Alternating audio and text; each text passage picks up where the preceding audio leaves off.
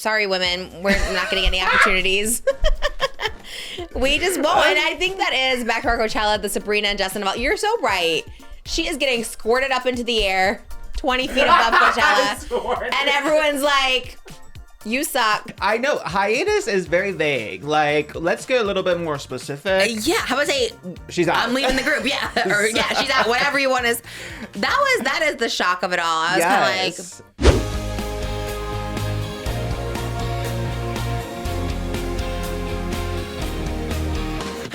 Trish, she's got the dish and all the gossip's filthy rich, pretty and pink, hot topic queen, and says what everybody thinks. She's just Trish.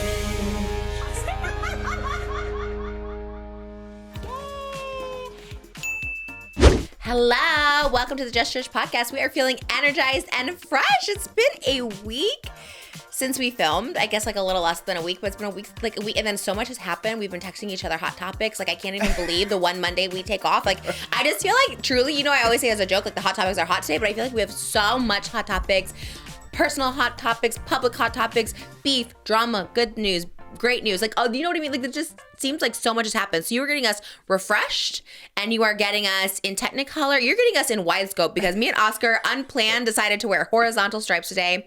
Oscar called it out, not me. He's like, we're both being brave today. And I was like, you know what? I didn't know which one did make you wider. I knew one you're not supposed to wear. I just didn't know. I was like, well, honestly, I wear both. So I've never worn, but I don't think I've worn horizontal stripes. So I'm a little nervous that I remember I was like, maybe my peak weight in high school, and it was like a free dress day because we had uniforms, and then the girl in my computer class next to me, she was an ally. I think she was really looking out for me. Like she meant it genuinely. She's like, just so you know, these stripes just make you look whiter. But she meant it so like not in the mean girl catty way, like a girl code, like looking out for me kind of way. Yeah. So shout out Angela. Wow. Yeah, she had my best interests at heart, and then here I am. Is this your first time wearing it since? I think so. I kind of think so too. I'm kind of thinking like, have I worn horizontal stripes before? It is kind of. It's bold. It's bold. Well, I'm trying to clear up those clothes on the floor in the glam room. So I'm like literally like, I don't want to throw them out because I got them for the podcast. So I'm like, okay, let me just start wearing these clothes I've never worn before. And yeah, I don't know either. And always jeans is always a tricky thing because you do see my full bottoms here for whatever reason. I'm like, let me show you my full body on this podcast. And the jeans are always a little tricky, but they're hiked to its fullest for all you audio listeners who can't hear us. The jeans are hiked. Me and Oscar are in we're like in kind of the same shirt too. We have like a collared shirt. A little polo. The little polo, and our sleeves are both like in this weird length. I guess it's like normal for a guy. Mine's like a weird like mid. It's squeezing my arm fat a little. You're kind of giving Emma Chamberlain tees. Okay. From like, maybe like 2019 Emma Chamberlain before the full Louis Vuitton makeover, you know. I'll take it. I would love her career arc. I would love to also be a Louis Vuitton model hosting the Met Gala. I'll take that. And she just did something recently. What's her news? Has she been in the news for something? Like she did her West Elm collab. But after that, is she in a movie or? She was also in a movie, yeah. Okay. You saw it? No, that's the one that I was going to see, but Darian didn't want to see it, with Lily Reinhart, Forbidden Fruit. Right. Yeah, a campy, anti-men, witchy horror I love it. film. I should have been that one too. I love the whole thing. You guys did not see it. Darian vetoed. Well, before we get started, pre-order my memoir, Crying on the Kitchen Floor, everywhere today. You can get signed copies. I just noticed that. You can get signed copies on a lot of these websites because they did ask us to sign some copies, and they said that they were like placing orders from them. So I know Barnes & Noble's one. Maybe Target. Anyways, there's signed copies available. I've been signing my little heart out. I'm signing my copies. That's why I had to put a pause on the signed headshots because I was like, I need to sign these books, and it is going to take me probably all summer to sign them. But they will. Go to her link tree. I did see a lot of comments congratulating Moses on having the best link tree. I was like, oh, all right. I'm glad that they got it. Linktree.com. Was that like we're sponsored by Linktree? No, but that's. I'm at Trisha Paytas. Because there's so many links to so many different places to get the books, right? Like some people ask, well, I'm in the UK, I'm here. Oh, I got the reference. Yes. If you go to that link tree, because there's so many links, we can't put all of them in the description. So yes, there is on my link tree, there is some to the US, there's signed copy links, there's US, UK, Australia. Go check it out. It's a good time. Patreon.com/JustTrish. We do extended podcasts over there. We do bonus. Me and my sister we bought each other Coachella outfits last weekend because we thought maybe we were gonna go, and we went and we bought some Coachella outfits. I gave her such good clothes. Even she was like, I think you won this. I don't know what she was thinking with mine, but go watch We tried our best over there. Go check out Oscar Gracie vlogs. Where is the next one coming? I think it'll be probably early next week. This is a big week. A lot of things to update about. I was gonna say, this is today. We're on a tight schedule because Oscar has something after, which I know you told me the details before. I don't know how much you can say, but I'm so excited. I am so excited for you today. I feel like you a little bit. I'm like, I have a super top secret music video shoot. Isn't that alone? I know, music video. Me. He has a cameo and like a good cameo. Like when you were telling me what it is, I was kind of like, I was gagged. I think y'all are being gagged. Even if it was just like being at like background, which I would like totally do. But like you're a feature. It is gagging. It's an artist. I think she's considered up and coming artist. I haven't talked about her on here, I don't think, but I talk about her on my streams a lot because I do listen to her. And she's just like right up my alley. She opened up for Olivia Rodrigo, and she knows the KATSEYE girls. She knows Chapel. Like it's your sphere. Yes, she is up and coming pop girly. Usually I can tell. I have a sixth sense for a pop girl who's gonna make always. it. So. You've always been 10 out of 10, starting with Octopus Lover. To Zara Lars, like you've always, Chapel, like you've always. I remember before I even knew Chapel, she talked about us in like a Nylon interview, and you're like, no, Chapel Roan's like big, like you're always on the pulse, and I believe you on this one. And obviously, this person already is pretty big. We won't say where, yeah, what. she just played Coachella. Okay. Me dropping hints, but that's I huge. do feel like you. I know. Be like, how do they know? Give Oscar Crave the exclusive. I promise Trish Crave one day I'll give him the exclusive because I'm like, he always gets things before me. I'm like, I promise one day I'll give him an exclusive, but until then, Oscar Crave, maybe I'll give him a little. Yeah, tease. A little. BTS. No, I was like, music video cameos I think are like the coolest thing, no matter how famous you get. Like anytime you see a celebrity in a music video, like a Megan Fox and like Eminem, like you're always just gagged because it's like, what is this crossover? So I think seeing you in this music video is going to be so gaggy. I was like, and you're like, oh, I have to work. I can't do. I was like, cancel everything. Cancel us. Like, whatever you need. Like, I'm so excited. I can't wait to see you. Are you nervous? Not really. I think. No, I mean, I'm only nervous about getting there. After the gay music video. That was technically my debut. That's where they saw it, yes. I was scouted from that, yeah. Wait, but what were you saying? You said... Oh, just the instructions. They're like, well, because it's kind of in the middle of nowhere tease. So the instructions to get there, like your GPS is going to be directions. wrong. Yeah. So that's I feel like it's Amazing Race a little bit. It was like a half mile northeast from wherever your GPS tells you. So that was kind of scary. Oh. But other than that... That means you like probably lose reception or something. So they're like letting you know. No, they'll have little signs. Production always have little signs. The yellow signs with the arrows. Yeah. Okay, yes. Oh, I do love those. Yes, I do too. I love a real set. Whenever you see them like around town, you're like, ooh, what's this set? CCTV this way. You're like, okay. CCTV. Is that... I don't know what that is, okay? It's a court TV? Security. Yeah. Oh, okay. Yeah. I don't know why I said that. Well, anyways, I'm very excited. Are you going to vlog it? If I can, yeah. Vlog I don't know a little. how top secret it is, but... I think you vlog and then like once it comes out, you could probably put the behind the scenes. I'm excited. And your moving vlog, is that going up next? Yeah, because it'll be... I think I'm taking like a week to move. So I think today also like close on a house, which is crazy, I think. I thought you were going to say you're moving today too. I was like, can you imagine? and I have to move after the music. Oh my gosh. So it's a big week in the Oscar universe. I think, and we're going to manifest that for everyone watching. I do think like aligned. I was literally like voice memoing with Tana this morning too, because she's like in New York for something really big right now. Like she got this like really big brand deal. And obviously like the Adam Sandler of it all. I did Chili's this week. Like there is something aligned in our sphere, in our universe. So everyone watching, I want to also let you know that like big things are happening I really believe it. I really feel like it. Like I've been posting those on Instagram. So I feel like there is a shift in the sphere. Everything's out of retrograde for the first time. Like something's always in retrograde, but it's not happening today. And it's just like it seems like there's like good vibes out there. So if you're watching this, I really am manifesting the best vibes for you. What happened good in your world today? Moses is also here. He does Moses cooking videos. Oh, hi, I'm here. But also leave us in the comments the things you want to manifest, because we got everyone there. Yeah, we love a full... helping you guys get the jobs you want and the things you manifest for yourself, the school, the scholarship, everything. Yes, scholarship. And for me, nothing. I'm just cooking.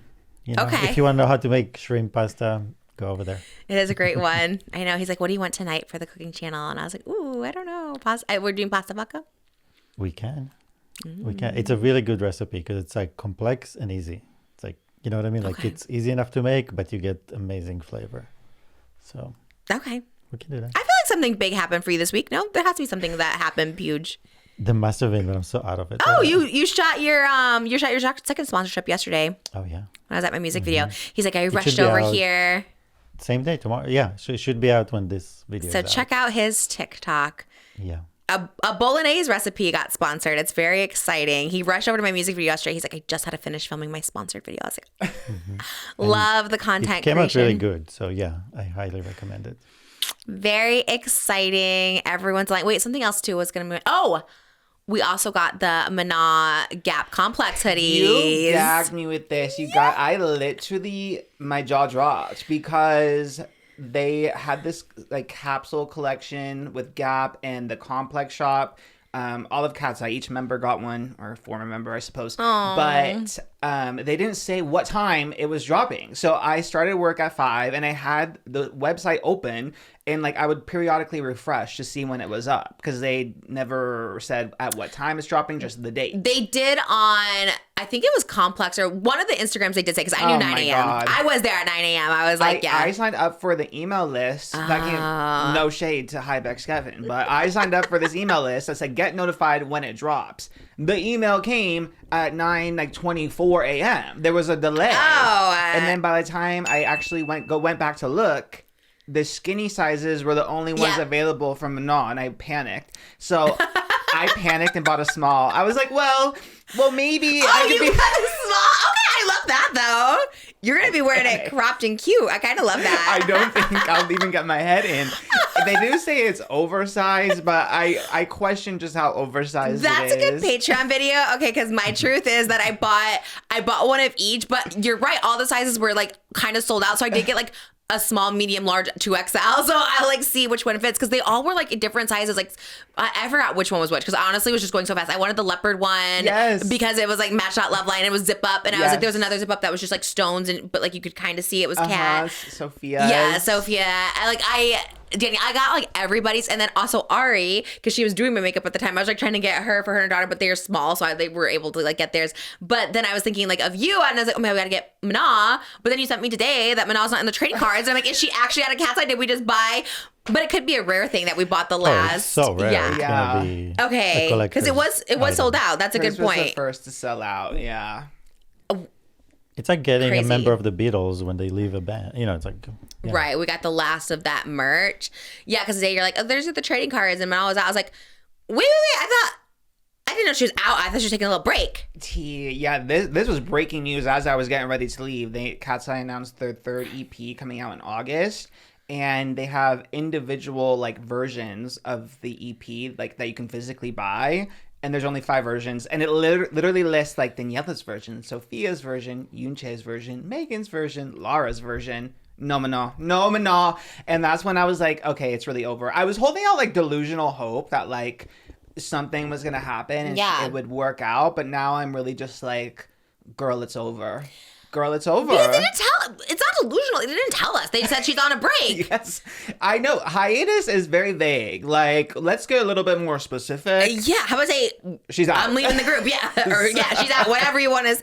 That is the shock of it all. I was kind of like. Even Coachella, I was holding out hope maybe she would, make a surprise appearance. Even weekend 1 came and went. She was in the audience, but she wasn't on stage. That was her surprise appearance. She was walking around.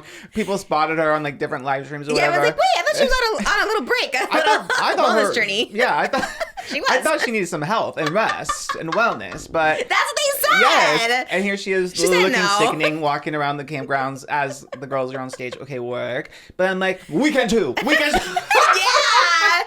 Maybe she'll come out with SABRINA because they added 10 minutes to SABRINA's set, so maybe she's gonna come out with her. I know. I was delusional. Weekend 2 might be the weekend that people bring out like the big guests, even though weekend 2 like historically is like okay a lesser weekend, but I feel like because it was so hyped last weekend, I feel like people are gonna bring out. Do they bring out different guests? Is that how it works? So yeah, I think so. So I think I heard Sabrina Carpenter is going to bring out Madonna as one of her guests for weekend 2. We'll see if that's correct. How'd you hear that? Predicted it was on Demois. So Okay. Of all times I ask you if it's Damon, that was actually That Damon. was actually it. Okay, that'd be kind of gaggy. And Madonna's teasing like a new album coming out this summer, so that kind of makes sense. Okay. But people were wrong about Taylor Swift being a surprise guest at Sabrina. So Well, maybe she'll be this weekend. I don't know.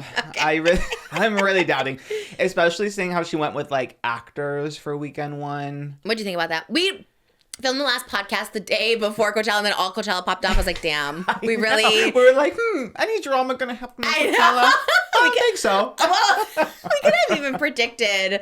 It's just hard to predict it. Yeah, I don't know. What do you think about Sabrina's set? Just quickly, we don't have to go too much into it. I like Sabrina's set. It was kind of controversial, I guess. I mean, besides the yodel moment debacle, which I knew watching live, I was like, girl, the second you hear someone say it's like their culture.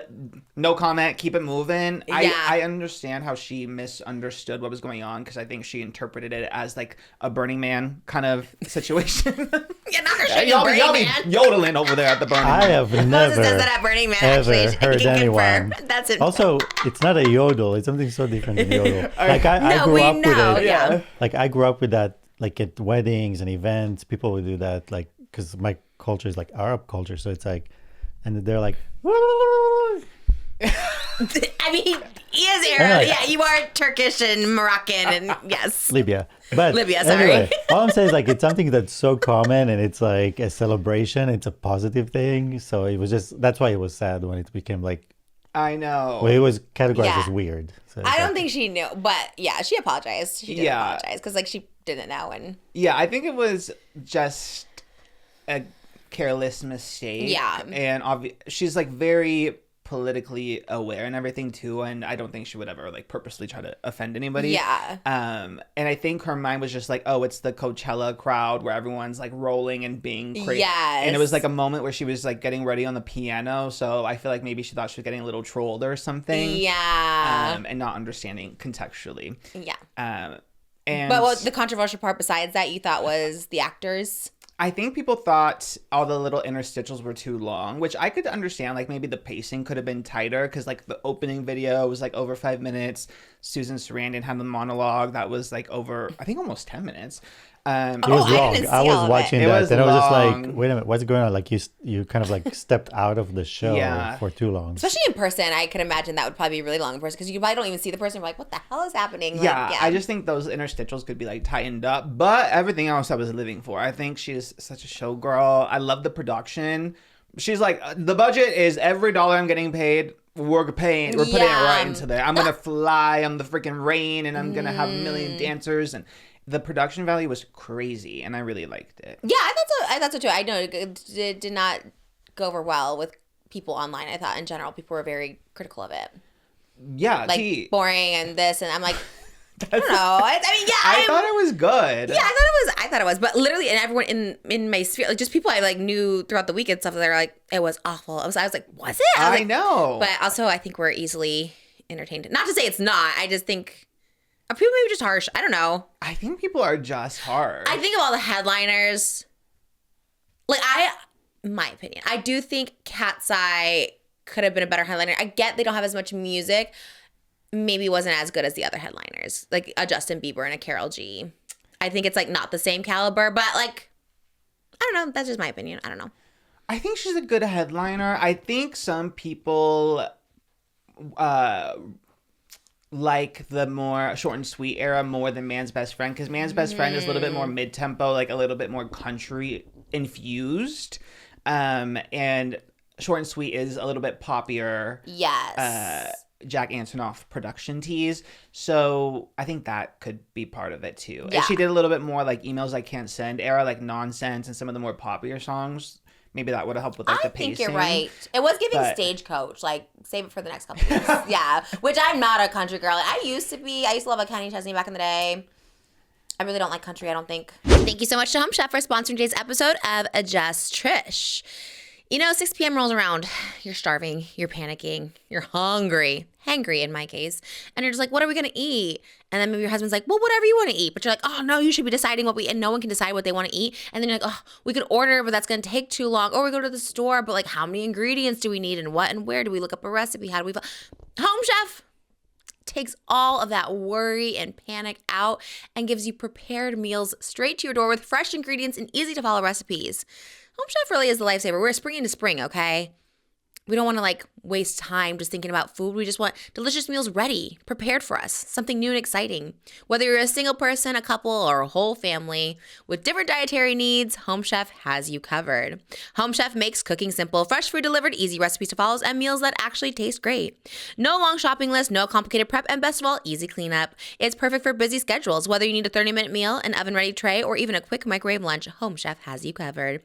And it's not one size fits all. Home Chef has over 30 meal options each week with choices for different tastes and dietary needs. And people really do love it. Home Chef is rated #1 by users of other meal kits for quality, convenience, value, taste, and recipe ease. For a limited time, Home Chef is offering my listeners 50% off. That's 50, half off, and free shipping for your first box plus free dessert for life. Go to homechef.com/Trish. That's homechef.com/TRISH for 50% off your first box and free dessert for life. Homechef.com/Trish. Must be an active subscriber to receive free dessert. Thank you so much to Home Chef for sponsoring today's episode. I was lukewarm on Man's Best Friend when it came out, but it really did grow on me, so I really loved Sabrina's set. But yeah, it is funny though, like people clocking Sabrina for being quote unquote boring and then cut to Justin Bieber. Love the artistry, love how simple it was. I'm like, okay, girl, that's fine. But you can't say the girl out here with 500 backup dancers, walking on treadmills, performing with treadmills, doing a backwards fall into the stage. Like, she's boring, but then Justin on YouTube is like the peak of artistry. Like, that's fine if you like it, but I'm like, then you can't come and be like, this girl's boring. I think it's on brand for him. Yeah, like, I loved it. I wasn't living, but I'm not a believer like that, but the fans loved it. I'm like, okay, well, that's like what the fans wanted. I feel like that's on brand for him, what people expected. So the voice was great. So I love when he's like singing with the track, because I'm like, work. Like, it was like changing like tones of his voice and stuff like that. I was like, I love this so much. I think I'm not a believer like that either. Last episode, I was like, I don't like Justin. I did have a little believer phase for a couple months on tour last year, but it was over that one song by Ed Sheeran. For all the times you try to but then rain you on went my to that plane. photo shoot and you were surrounded by Justin and Hailey. And you said, I did feel a believer in me come out. I did. I was taking the word waters. I was like, all of a sudden I was like, oh, I'm in the Bieber mode. I do love it. Shout out OBB Studios. I felt very much in there. Yeah, I like the hype. I like when people get hype. Like, I love how everyone's just like obsessed with Justin. Like, it's kind of like the Hannah Montana of it all. Like, I love when there's like a hype.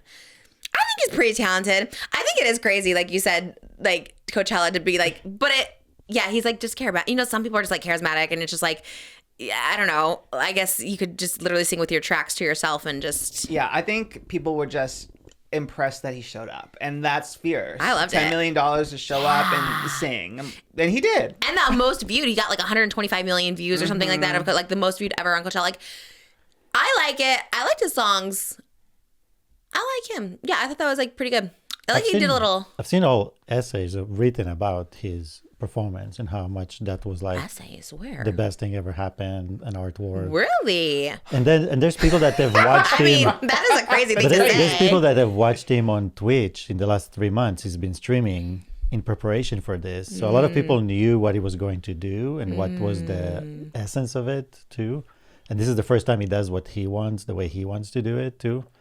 So it was like really just sitting with his audience, the people that actually love and support him, unlike the industry that abused him for so long, and just sharing that moment of like, these are the videos we connected on, watched together, and just having that kind of moment. And also I think he did steal a little bit of your, tour, the putting the YouTube music videos in the background. I mean, that's your tour. He did. Moses told me this for real in real That life. was like I was entire, like, don't say that on the podcast. He's like, I think he took it from your like being dead serious, because he never tells me hot topics or his little jokes he's gonna do. Like, I never know. It's and I was like, joke. It's like, he's like, no, I really think he like took or it. let's say this way: there are people, few like you and Justin Bieber, that got familiar through YouTube, through that world, and that's kind of the connection to the audience, and it's a stronger connection than anyone can have. That's why I think like I see. Okay. Justin's connection to his audience will always be bigger than Sabrina's. And I watched Sabrina's; her vocals were amazing. She is amazing. Like, I didn't know you watched all this. Where was I? I was cooking. Was I here? I was cooking, and I literally opened it right at the moment where that thing happened with the yodeling. Yeah. What were we doing last weekend? Was I here? I was cooking. Yeah. Oh, okay. I don't know. We didn't talk about it. That's so weird. We didn't talk about any of this Coachella stuff, but yeah. Anyway, all I'm saying, Yeah. like, it was a good performance for Justin Bieber. It's kind of like a once in a lifetime performance of that twice. kind. Twice. We're going this weekend. I want to go this weekend. In I this. would go if it wasn't obviously Tana's story time on how like crazy it was, like made me not want to go. But if she didn't do that, I honestly was like, maybe I should just go and experience it like once. Like especially like I personally like Karol G the best. Like I love that kind of she looked performance. amazing. Looked amazing, sound amazing. Like Becky G, obsessed. Yeah. Like she's Becky G out. Like I obsessed. Like I saw Becky G and like Young Miko and Karol G like at a party after just like grind. I was just like, I want to be in that so bad. So I would love to go. Sunday I could technically get artist pass because Ward, my tour manager, is down there with Iggy Pop. Shout out Iggy Pop. But did you see his performance? Love it. He was like carried out in like a coffin or something. He's like 78 or 80 or something like that just performing. My tour manager was like with him because I was trying to call him. He's like, oh, I'm at Maybe it Coachella. wasn't a skit. Huh? You saw the skit? Maybe it wasn't a skit, the coffin. Well, I think he's alive and well. Okay. Not to be crazy. But I also would love to see Justin Bieber. And I think if I didn't see Tana's Storytime, I'd be like, oh, maybe we should just go down. Like if it was like an in and out, which I know it's not an in and out thing, but I would love to just see. I love the merch. I love the Justin Bieber merch. I loved all that. Honestly, next tour, maybe Royal Upper Hall. I'll just start bring up my videos and start singing along because that is kind of what I do. Maybe you're right. Maybe he just do it. You know me. I'm singing along to my music videos too. I'm like, hey, oh look, like I think that there is something to it. It's art at the end of the day. He did have a little worship number in there. He had a little. I didn't know Justin was like that. Hallelujah. Yeah, I didn't know he had a little. He loves the church. I didn't know. Well, if we're doing YouTube, why don't you bring up "I Love You, Jesus"? Why don't we sing along to that? Like I was like that. I was kind of gagged. I didn't know him like that. I thought he was like Illuminati. I didn't know he was God. No, No, loves the church. the word was that Sabrina's set was demonic, Yeah. and Justin was like, my all God. Jesus I did praise. hear that. Yeah, that's crazy. Anyway. I mean, maybe not crazy. I don't know. Anyways, I loved it. I love the merch. I love the Karol G. But my fave is KATSEYE with HUNTRX because our girls, once that Golden comes on, we probably replayed it. Literally, we probably replayed that song 1,000 times, that version from Coachella of all them like harmonizing with HUNTRX. I love that. It was so good. Like my girls, as soon as they hear that song, if I could be scrolling on TikTok anywhere, they'll just like it gives them, it like sparks something activated, emotional. yeah. Like they're so emotional about it, and they're 3 and 2, and it's like, how, like it's cool. That song is really, and the HUNTRX girls are really, so I love that they brought them out. That was like a perfect fit. And KATSEYE ate as much as like where MANON stands, and like I wish she was in the group. Like Yeah. they are amazing, and they looked great. Like that's why I think like there'll be a happy ending for everyone. I do think like one of them is doing a feature on someone else's, right? Megan was in Leve's music video. The Wasian Avengers is what everyone's calling it. Oh, I love that. Yeah. Do we love that? We can say that. I love it. Yeah, because Okay. they're all half white, half Asian. Love that. I love that. They're also called, I think the girls on YouTube, like who's Lord DIY. They call them like, yes, yeah, they yes. always, it's like Hapa or something too, like half Asian Island Pacific or Yeah. something. Anyways, Manal, if you want to do a feature, I just did a music video yesterday. I was like, we love you so much. But I love them. I love them Me all. too. Me too. I think they did look good. I love their little pinkies up. We got to do that dance. We got to practice it Well- for our dance class Patreon. Yeah, that's a reality. Yesterday I was dancing and I was thinking like, oh, we could actually crush this. I'm in my dancing era again, so I think we could actually do. We have to learn pinkies up. What was the other one we wanted to learn? It's the last era, so we got to. Was it KATSEYE? Oh, they were amazing. The dancing was amazing.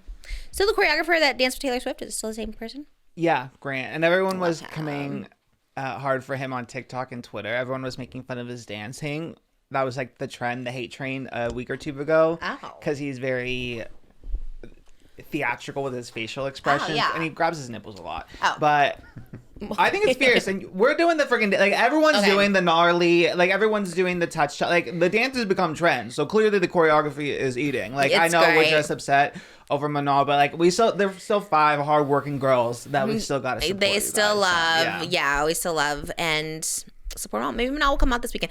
I really want you to go this weekend. Like I want to go, but I think you should go for real because you're like in it more. I heard I'm not even gonna say like horror. I would say survival stories. The tales of everyone camped out for Bieberchella. Like literally, everyone looked packed from the front all the way to the exit gate. Like you couldn't move. Like Brooke Schofield said she had tears in her eyes because she lost her friends in Bieberchella and she couldn't find them again and she couldn't move, and everything that Tana said where everyone was like miserable and talking and the men were being rowdy. Oh my and then God, the yeah. girls wouldn't stop talking. I was like, this sounds like my worst nightmare. I think if Taylor Swift was headlining Friday, Saturday, and Sunday, I still couldn't go. Wow. Yeah, I'm not anti-Cella. Unless Starbucks comes along, just kidding. But you know, when you see Oscar with that green straw, you just Don't say anything. yes. But then that sparked a whole wave of influencers being like, you know what? I turned $200,000 down. You can too. I'm like, did you? And all the comments were like, no, I'm taking $200,000 from anyone. Like, what do you mean? Then I'd go to see the followers. I don't even get $200,000, and I would see they have like a million. Yeah. I don't know where the $200,000 prize came from. That Starbucks was allegedly like paying every influencer that took the private jet to Indio Valley. Yeah. Because that's like a ridiculous amount. I've never gotten that. Yeah. Never. And I like at the height, at the low, like no, that's not happening. I think those people, and then people like, I turned it down. Well, you're stupid. Like, it is crazy. Like, look. It's kind of giving the same people who are like, I got uninvited. I'm like, Yes. okay, now I'm questioning everything. Yeah. Like, say the brand then if you got uninvited. Like, no, it is giving that. I'm just like, I don't think you did. I don't think I like 200,000. I don't know. It's just, I know, because when that happened, I don't know if we kept, I remember when we heard somebody was going on that. We're like, oh, damn, that's good for him. Then I like saw all of that. I was like, oh, just kidding, know, not good. I mean, it's kind of everywhere. I mean, Yeah. I was but like, Brand Flakes, who is, I honestly didn't really know about him until you mentioned him a couple, maybe last year or yeah, when he came ago. to my tour, I didn't know either. Everyone was yes. like, and I was like, who's this? You And know? That's when I followed him. And he seems very nice. He seems very nice. transparent about his content. He's like very upfront about like how much influencers make. And I know he's done a lot for like Philadelphia. I think that's where he's from. Yes. And Well, he's moving to LA now. OT. I saw the Philadelphia gays be like, heard you need a gay to follow from Philadelphia. And I'm not moving to LA. I was like, oh my God. Okay. And I feel like I've heard he's done a lot for like the communities there. Like he's supported like a lot of female-owned businesses. So he's like He's super liberal, yeah, woke. Yeah. So he's fairly politically active. And then people were really upset that he took a Starbucks brand deal to go to Coachella. And I do think there's probably some valid criticism there. I do think if you like make your brand about one thing and you kind of go against it, then obviously people are going to look at you a little bit differently. And I think he's aware. I feel like so many times you're not aware of like what brands are doing and what, because I'm always like, there was a Target, there's all these boycotts. I'm like, oh my God, who are we boycotting? I didn't know either. I'm like, that would have been my dumb, because I would have been like, okay, yeah. I thought, because I remember when the Wicked drinks came out, I think Starbucks released a statement about like that they do support Palestine. They donated $3 million. Yes. So I was like, oh, it was, and they're not like on the boycott list. Yeah, we're like, we're back. Yeah, so I'm like, oh, we're so back. We were boycotting. We were holding boycotting. down pretty Because strong. I'm for it too. I'm like, if someone like informs us and like, okay, yes, if that's what we're doing. And I think it was like working and I think it was declining. And like whether they did donated because it was declining or they just had a change of heart or whatever, maybe it wasn't, whatever. Like it, you know, everyone's like, okay, now we support again. So we boycotted other things for other reasons. So yeah, I thought we were back on it. Yeah, and then I like understood now about it's kind of like they can be anti-union and there's some things about like how they treat the workers and like letting workers go based on like causes they support and stuff. So I'm like, oh, okay, now I understand it like a little bit better. I think I'm still kind of wrapping my head around it, to be honest, but yeah, so I do kind of understand the backlash. And then his apology was kind of like, oh, I will always say, just don't say anything. Sometimes you're better off, because the double down, the explanation, like even in your head, right? I can kind of understand like kind of where he's coming from, but like it doesn't sit right with like the everyday person that's like not needing to go to Coachella and not needing that. You know what I mean? Like, it's just so, yeah, the out of touchness of it. But I get like his explanation, because he's trying to like justify why he did it. And it's like, like literally like 2 days before this all happened, I was like, hey, here's my number, whatever. And it's still fine. It's not like I'm like, I hate this person or anything like that. But like, yeah, the out of touchness always makes you like cringe a little, especially I think because he has that relationship, like you said, with his audience where he's like so transparent. He's like, other influencers won't tell you this. Like, I'm the realest influencer. And like, then that happens. You're like, well, you sold out a little, which is like, you know, fine if you need that ticket, if you need that like jet or whatever. But I think in that case, you just keep it moving. Like people will not care in a week that you went with Starbucks on a private jet. Yeah, and I think to his point, he's like, well, I have never said I was boycotting Starbucks and that. In his apology video, he kind of pointed it back at like the viewer and was like, well, I know some of y'all have iPhones and we're supposed to be boycotting Apple. I know some of y'all have shopped at Amazon. You've drinking to Starbucks before. Yeah. So like, you're on TikTok, and I'm like, we're everyday people, not me, but yeah, them. yeah. See, they're like, what? But yeah, we weren't flown out to Coachella on a private jet and paid they still think it's $200,000. I'm telling you, I know for a fact that it's just not $200K. If he did, there's crazy, just no but yeah, way. Maybe they have have their like the value of your trip will be, you know, Maybe, private yeah. jet, the staying, the things, the tickets, all that. even that's like high, but yeah. Yeah, I think I heard for pretty big, popular, famous influencers, it was around 20. The max I ever heard was 50. But that's getting paid to go, because I also have heard that like brands like don't even pay people sometimes. They just give them the tickets and thing. Yes. Yeah, like the Sugar Bay hair of it all. Yes.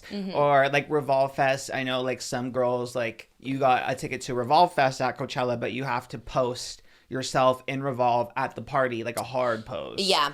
To get value out of that or whatever. Yeah. So they gatekeep the access for I never content. even heard in real life, unless people just don't tell me, but I didn't even know people got paid cash to go. I thought like people just are so desperate to go. Yeah, the brand trip is Yeah. like you get paid in the accommodations and the tickets. Yeah, and all the that. artist pass and all this stuff, the private jets. Well, damn, I know the explanation was crazy. Yeah, to point it back, I think that's always true. Never blame your fans or the viewers. Never like turn it back on them, because it's like you did it, you dick it, whatever, and you just gotta keep it moving. I don't know, like it is. Yeah, because people were like, oh, and he apologized after the trip, because he was the main one that got attacked, right? Was there other people on it? He was the main one, which is funny because that PJ was filled with like really famous people. Who else? Call them out. No, I don't even know. Do we even know? I don't even know anyone else on the Starbucks trip. I saw via his Instagram story on that Thursday. Yeah, on Thursday it was like Tarayummy was DJing over the on the Starbucks PJ. Yes, and Manny and Laura were there. So Manny and Laura from Manny Way, Laura Lee. I thought you meant KATSEYE. Megan and Laura? Megan. No. Yeah, okay. Manny Way and Laura Lee. Oh. Now I'm getting Laura and Laura. I know. I was like, oh, okay. We have a plethora of people there. Spread the hate. Spread the hate around, everybody. Hashtag spread the hate. Okay, but you know what? No, that's Oscar. Fake news. People always look for your fake news too. When I posted something, I was in New York, and everyone's like waiting for Oscar's fake news. I know. I pick and choose when to spread my little fake news. Otherwise, if I do too much, no one will ever believe me. So I don't know if they're believing you now. I think they're just waiting for the antics, But it's a good point, because it's like the audience. Yeah, I think we've seen that with like, you know, anyways, but just in general, like people's audiences, because he's so like transparent. I'm for the people. I'm with you guys. And then you turn into like LA influencer. I think that's when people are like, it's kind of like Michaela, right? I think it's like, we love Michaela, by the way. But like, I think it's like Michaela, she was like so down to earth and real. And then now she's just like luxury spending and traveling. She was an economy in a middle seat on the way to Portugal. And I was like, girl, yes. I loved it. She's like, I'm getting the middle seat. And I was like, okay, I love that. That was like humble queen. But yeah, I think his whole brand, if you will, is being real and transparent. Yeah. And then when you're not, it's kind of like, oh, wow. And I don't think anyone should completely write him off either, because he does seem very like well-intentioned and very nice and very, you know, doing his best. It's just like a misstep. I think a miscalculation too, not understanding that the audience would take it a certain way, which I get to, because in the moment you're like, oh damn, Starbucks is sending me on a private jet full accommodations to Coachella. No, all we I were could do was for just him. drink a little, pink tea. Like, okay, what does James Charles call it? What, pinkety drinkety? I just got to drink a little pinkety drinkety. Oscar's not a Starbucks no, I'm not customer. A Starbucks girl. You're like, the pink tea. Yeah, the pinkety drinkety. The pinkety drinkety. Like, sure. Like, I Were could you understand. drinking that back in the day, the pinkety drinkety? Tea, not even because of James Charles's influence. I just thought it was good. It was like a milky acai. Like, that's pretty good. It is pretty good. Yeah. Okay, so all those big influencers there with Starbucks. So yeah, you gotta just like not acknowledge it. You just do it, and just I guess that his brand is acknowledged, like being that, but don't do it after the fact. Although I did love his POV on Coachella, which was like all the empty food stands. He's like, no one's here. Ozempic, no one's eating. Everyone is in line to build some damn sunglasses, and he's like, these food trucks are all free. We're gonna eat it. I do appreciate that. I do love that. I'm like, ooh, I'd be up in that food truck for sure. It looked like a good time. Honestly, Coachella, I did have a little FOMO. I wish I was there. I wish I could experience some things, but without the antics and the crowds and all that, because it does seem like a lot. And then also too, just all the TikTok accounts that come afterwards, everyone's like, this person's security guard was terrible to me. Like, I think Leah I saw that. Kateb from Love Island, another influencer said like her bodyguard, her security was so mean to me. Why does she even need a security guard? Oh. And then Leah's like, well, obviously we need security guards because people are crazy. Like, I've gotten threats, whatever. Oh my gosh. So there's just so many different accounts of like this person's security being mean But people use the security to get around, you know, like to make way in the audience, to cut through bathroom lines, things of that nature. To cut or through like what bathroom happened to me with Jay-Z's security guard. Like they are. That's right. You had a security guard. It is a problem if everyone is in the artist area. There's no Wait, reason. what happened with you and Jay-Z's security guard again? I forgot. We're walking at night. It was late night. Coachella. And there's like a road as wide as this room. I'm in that end of the room. He's on that side. And suddenly this guy just walks up to me and pins me to the fence. my God. Oh, did we know this story on here? I've heard At some this before. point, this is probably early in our first season. First season, just Trish. And he just pins me to the fence, and I'm looking at him as like, "What's your problem?" And then I see Jay-Z walk by, and then lets me go, and he walks away with him. Oh, jeez. And I'm like, I'm number one threat to Jay-Z. Oh my God. Were you the only one in the room? Only one in the road. It was like a road, like between Oh, tents. you were the only one in the road. Yeah, this is like midnight. Nobody's there. Nothing I is guess that's happening. a little sus. Why were we in What the do middle you of the mean? road? Why was he there? I'm obviously with a badge and everything. Well, he like, was probably performing.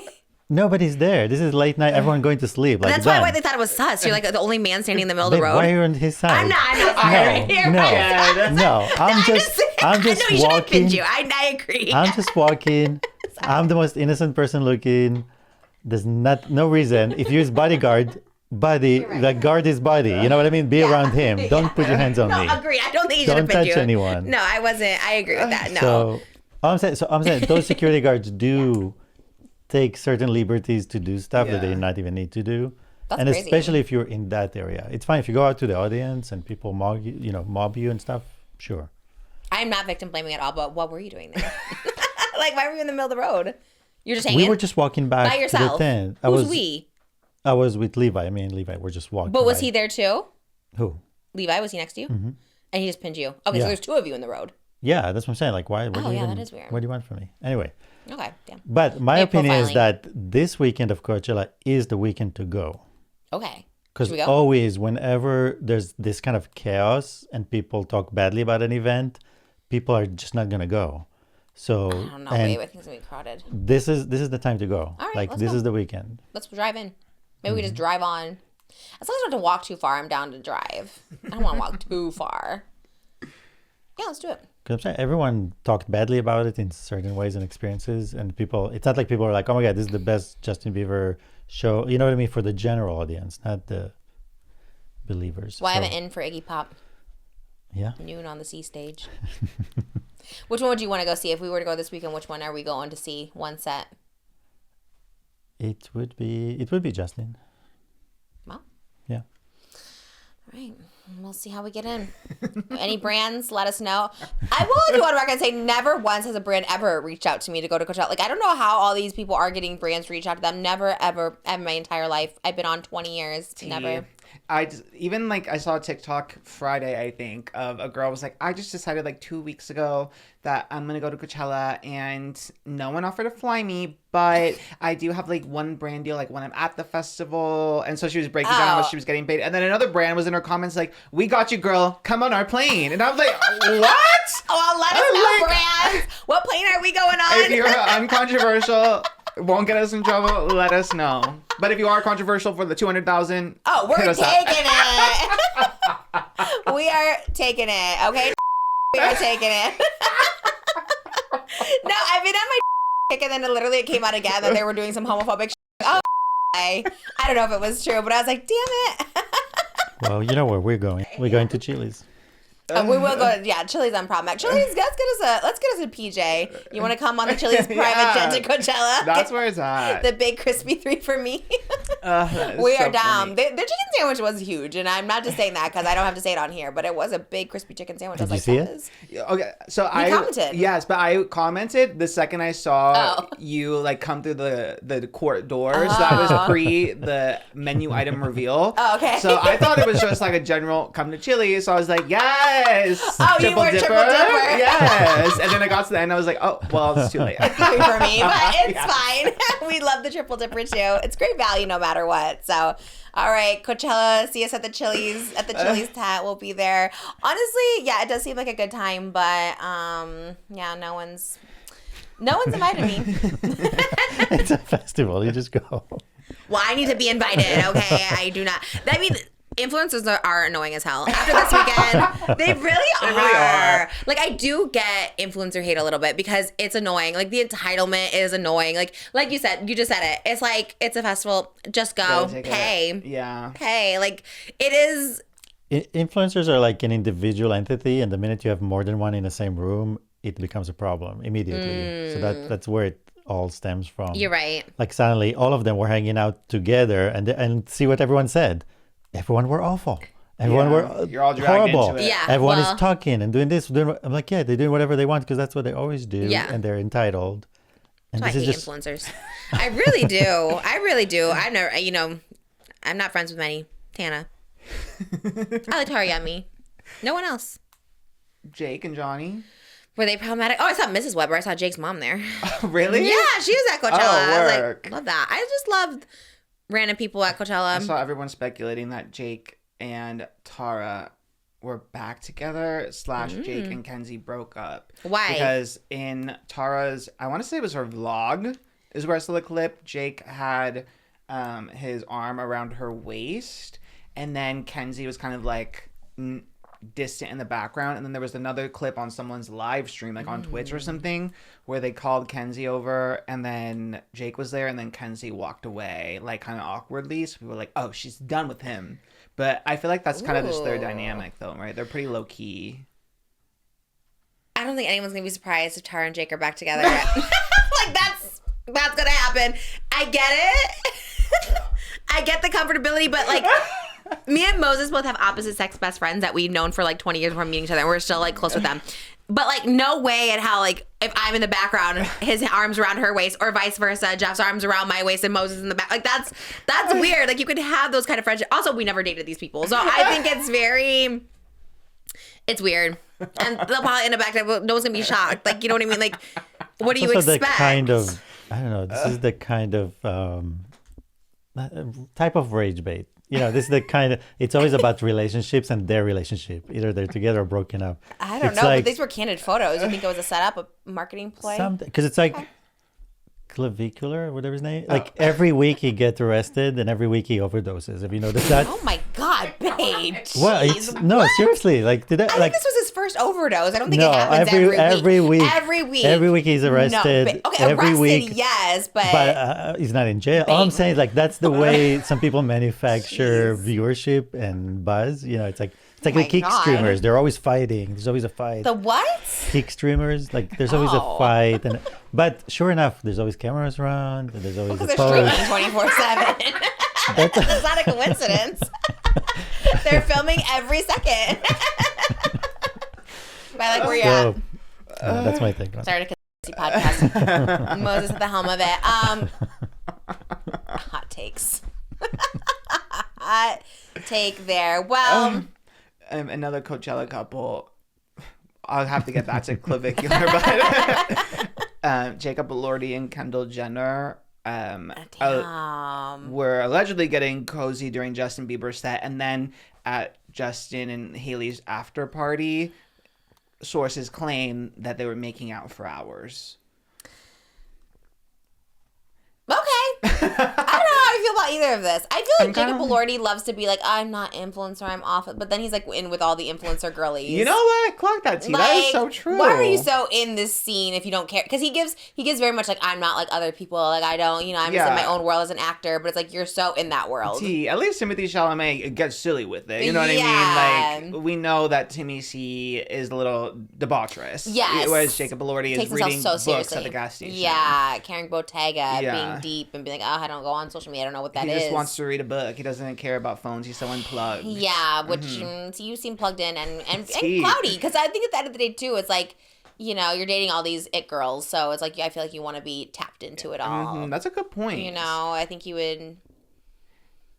The Sun reported that Kendall is 100% Jacob's type. I heard they're having fun, and he hung out with her on Sunday too.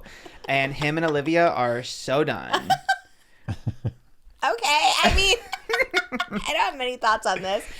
They're both gorgeous. That's what I was gonna say. Yeah. I'm like, at least it's hot guy with hot girl, and not hot girl with Barry Keoghan. Yeah. Oh my god. But it's so funny. The article's like, it's so his type. It's like, yeah, he always dates models. Hot girls. Yeah. Skinny, hot, gorge girls. Like, what do you mean? Like, yeah, Rich, that's his type. Yeah, they're all famous. Was it Joey King, Olivia Jade? Zendaya. Oh, Zendaya. I heard Sydney Sweeney was rumored to be dating him when they first started. Like, I think he just dates very attractive, rich, famous people. Because he's also very attractive and rich and famous. And at that same after party, some people were coming for Hailey because a lot of girl influencers got turned away when some of them were on the guest list. And one influencer, Zach Clayton, you know him? Kind of. I don't know. It sounds so familiar. Zach Clayton. He sounds really familiar. I know which one you're thinking of. Okay, not that one. But not that Okay. one. Because I also thought that Yeah. one too. I think that's Gary Clayton? It's different Clayton. Oh, that's Something the theater else. one. I was thinking of Yes. another Zach that's gay. Oh. Zachariah or something. No, well, maybe this one. He does like a Staten mom impression. Like he's always like a Staten mom. He looks like a fitness bro, like a gym bro. Okay, maybe I don't know who Zachary Clayton. He claimed that he went with like 20 girls and then they got turned away. But I'm like, yeah, if you show up with 20 random girls, of course Hailey's gonna be like, get out of here. This is. Oh, they weren't on the guest list. The girls. I think so. He showed up with a group of 20 girls and then complaining that you got turned away. But I'm also like, this is the Bieber after party. Like, what do you think this is? It's also giving like Dan. What's his name? Balzeri. What's the guy's name that has all those women with him? Like it gives like harem. Like I don't want this. I also would. I also be like, go away. Like if you're not on the list and you're bringing 20 random girls, I'd be like, no. People just love to give her hate. And she probably also has a list of all the people that talk badly about her that are just like, no. Do you think? I don't even think she probably didn't even know. Honestly, sometimes these influencers just make stuff up. They're just like, we got turned away. It's probably like some security just being like, no, this is too many people. This is an exclusive party. Like these influencers are just making up stories. We got banned. We got turned away. I turned down 200,000. Your morals are easy. It's easy to say no. Also, it's not easy to say no. I'm gonna make that argument too. When people are like, it's easy to say no. I turned down 75,000. That's like. And like, well, the people in the comments clocked it. It's like not everyone has like that privilege to just be able to turn down $200,000. I'm not saying brand flakes, obviously, whatever, but for people to be like, I turned down 75,000. It's like, all right, that's good for you. No one else can turn that down too. Sometimes people just need the money. But yeah, team. Anyways, but Hailey's kind of that girl. She was getting a lot of likes. I liked something within like 6 minutes of her posting, and it had like literally 1.8 million likes on this photo. I think it was the one of her and like the baby at Coachella with Justin, and like no one knows how we got here, how hard it was, and I was like. 1.5 million in 6 minutes is so insane. Yeah, so she's got the last laugh, that's for sure. 100%. She was on the merch. She was on the Justin Bieber live merch. It's just her body. Yeah. She looked good. Honestly, I love her. I DM'd her. Said, do you want to come on the pod, girl? Maybe she'll see it. Maybe she reposted Gabby Windy on her dump. See that. So yeah, Gabby defending Justin. So maybe she'll repost Moses defending Justin. I was like, love that. That'd be about like wearing the shirt or something. I was like, okay, I love that. Yes. We love you. We love Road. I got your Road Rotter upstairs. Zara Larson finally saw my DM. I won't say what. I don't want to be that girl, but like she finally saw that DM I sent on the podcast. And she replied, and she had a great reply, but I'll keep it to myself for now. I was very excited. I was like, that is gaggy. I think I might have screenshotted her typing and I sent it to you. Right? Did I send it to you or no? Yeah, I was like, but I didn't do anything else because I am a respectful girl. But I was excited. I was a little gagged. She's gaggy. She's everything. And she was the feature on the title. I didn't know that. Did you know that when she said? Yes, that's why she joked like it's Trisha Paytas. Oh, because it said like wrong answers only or something? Yeah. And I thought everyone was just guessing who it was. People were kind of trolling. Yeah, they've been hinting at it for a little bit.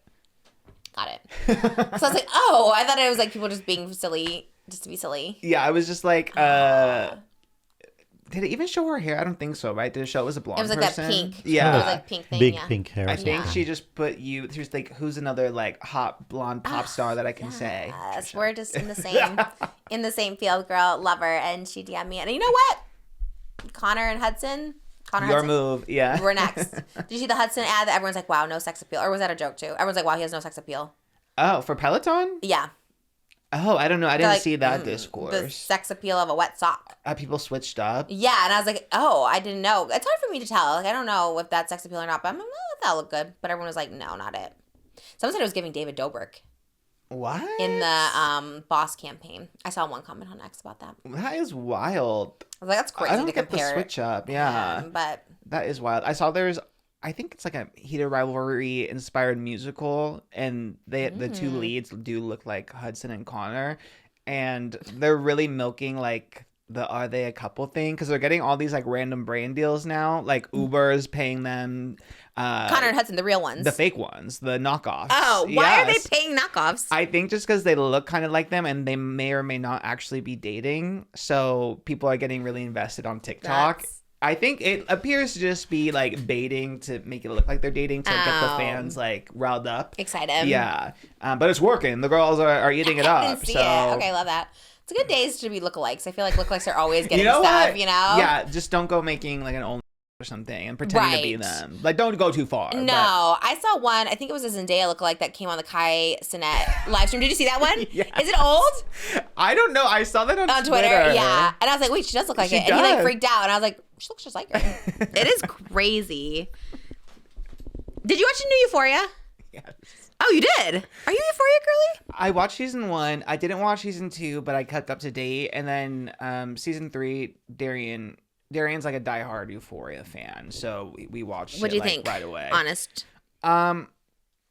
There's some scenes I just could not watch, like the drug mule stuff. That's what I said when my sister was here. I was explaining it to her, and she's like, "That doesn't sound that bad." I was like, I was gagging. No, I was like, I literally had to like have my phone in my face to like block it. I couldn't Same. even like stomach looking at it. No, it was crazy. I was like, wow. And well, you too. You were trying to be like, that wasn't that bad. I was like, could not No, look at I the was premiere. promoting the episode. I didn't want to, turn people off of No, I this think if show. people will watch it, be like, what was so bad? I don't want to watch it. I'd be like, what was so gaggy? Yeah, like with the drama. Like Yeah. what's the twist that's so irreconcilable? I heard But- someone dies.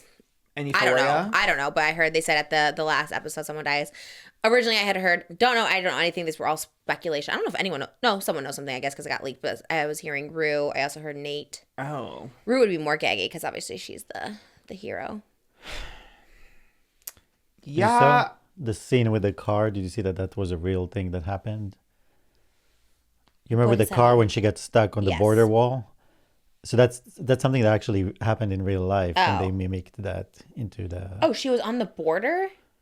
Yeah, she was crossing the border with the Mexico. drugs. Yeah. That was the storyline. That the car that was tilting? Yeah. It was tilting one in America, one in Mexico? Yeah, exactly. Because she was like illegally crossing the border back and forth.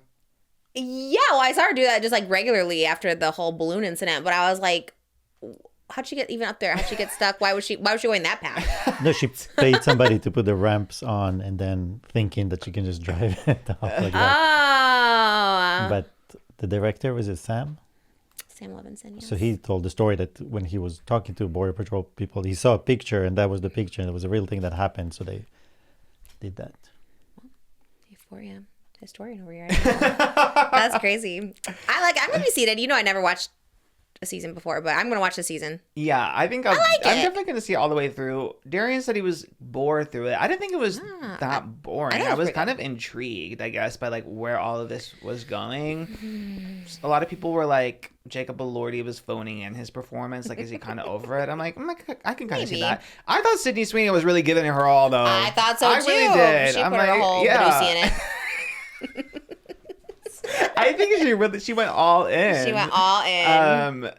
I'm intrigued to see where it goes. I'm excited for episode 5. I kept telling Darian, he's like, I don't even know if I'm going to watch season. I'm like, don't worry, episode 5. And he kept getting mad at me because I wouldn't tell him why episode 5. Wait, really? Yeah. Why did you tell him? I'm like, just wait till episode 5. He's like, why? Why episode 5? Why? I'm like, you gotta wait and see. Oh, you should tell him. Then maybe he'd be more gagged. Like, I'm really into it. Yes, episode 5. We know from the editors we met at the show, they told us, like, you're in episode 5. Because, like, no one told me. Also, did not know the title. Everyone's like, you didn't know the title when you're filming. I was like, no, they didn't even tell us it was Euphoria. They called it LA Nights. You know what I mean? Like, they did not give us the title. And yes, mine is called This Little Piggy, which is gagged. Honestly, like, that little question mark hater on Twitter loves to be like, look, it's this little piggy. She was the first, or he, whatever, was the first person to tell me. And they were trying to mean it as, like, gagged me bad, but I was kind of gagged down. I was kind of like, work. I love it. I have a feeling, knowing my scene, it doesn't have to do with me. I don't think they titled it after my character. But I kind of like the idea that that's what it is.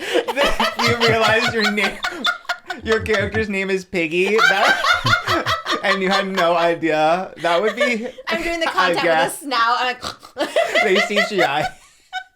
They CGI his snout onto you. oh my god, that'd be so Oh funny. my I don't gosh. think it has to do with me, that title, but it is a crazy one, and Plot it would twist be. has to do with Shane Dawson. That was my first thought. Oh my god, I would actually be gagged because originally they told me that like maybe potentially another influencer was on it, but then when I was on set, I was looking at all the trailers and I didn't see another one. Remember they told me, but I'm like, I don't know if they kept. I don't know what. I don't know, and I would imagine that person would have been announced. I don't know. That would be gaggy if it was Shane, because I was like, I think it was like me and like supposed to be like another person. Is what I like heard. I don't know. I didn't see anyone else. I literally filmed with literally one other person in the scene. That's it.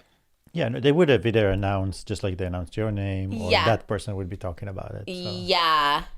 Yeah. Even one of the former Euphoria stars, Barbie Ferreira, was on. What was she on? She was on like some. She's on a few. She's promoting a movie right now, so she made the rounds, the podcast rounds. She was on a podcast that looked really well produced and really well lit, and she said she asked the cast, "Is Trisha Paytas on Euphoria?" yes. Did you see this clip? I was like, "Is Trisha Paytas on?" And everyone's like, "I don't know." Wasn't it an Australian guy? Was it the same Australian guy with the? Oh, was it? He was Australian and like Wow. similar age, so I thought maybe, but There's I a wasn't lot of sure. Australian people that look like that, particularly. Like they do have a similar look to them. That would be gaggy if it was him. Maybe it was.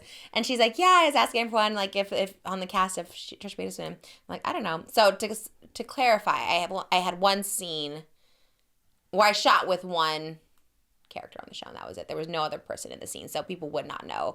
It would be a little gaggy unless she asked that particular actress. Yeah, and they've all said, like, each of the actors have said, like, they don't know what was going on in the other characters' storylines. Like, they just got scripts for themselves and their character, and then they didn't see, like, how everything else was going to come together. Yeah, so how you would know. That's how I feel. I didn't even have a script for mine, so I don't know how it comes together. I truly, and not even kidding when I say that, I'm like, I have no idea how it comes together. I was like, no idea. But, and I didn't know anyone else's. Like, that's the gag of it all. I had an improv with the storyline. I didn't know what was happening.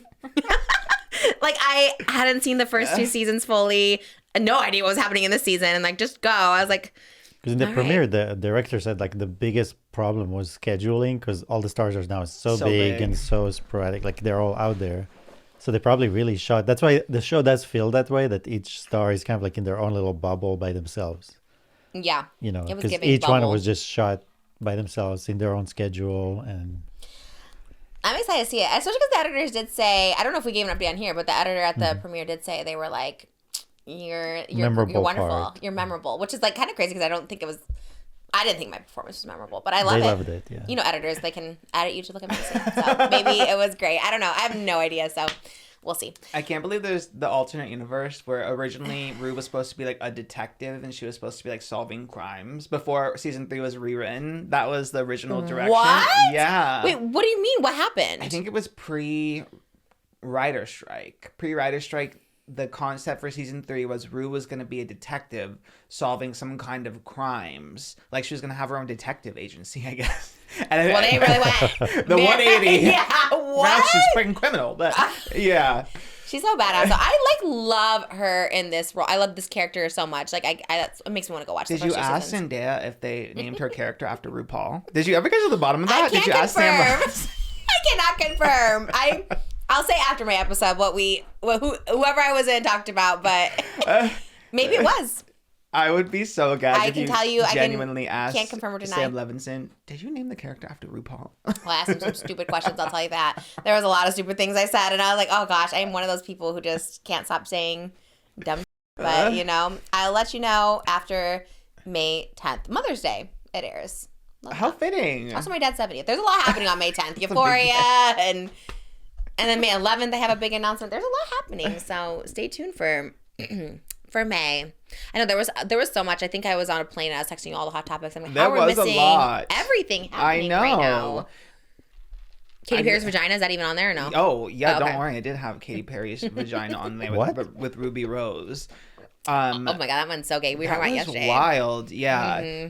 And the latest update today is Katy Perry's being investigated by Australian police over Ruby Rose's sexual assault allegations. Because Ruby did file a police report in Australia. Recently? This morning it came out. Does it? Oh, okay. I thought it has to. Isn't there like a statute of limitation? There is a statute of limitations. It might be different in Australia because it happened in 2010. And it happened in Australia? In Melbourne. Yeah. And you don't know about this? She said that Katy Perry rubbed her disgusting vagina on her. Ruby's words. I saw that she God. accused her of something, but I didn't know the The details. disgusting vagina is crazy because it's like, Yes. do we have to put all that in there? I mean, I get it.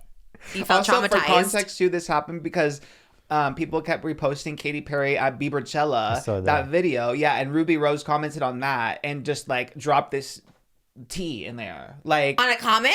yeah, commented under like people quoting the Katy Perry my music God. comment about seeing Justin Bieber and was like, thank God he has YouTube Premium. I don't want to see no ads. And then she commented under there with and these then- allegations. Then someone's like, go file a police report, so she did? I think it just blew up and started getting a lot of coverage. And then originally she said she wasn't going to file a police report, but she ended up doing it, I think, yesterday. And then does that today they released, the police department released a statement that they were going to be investigating.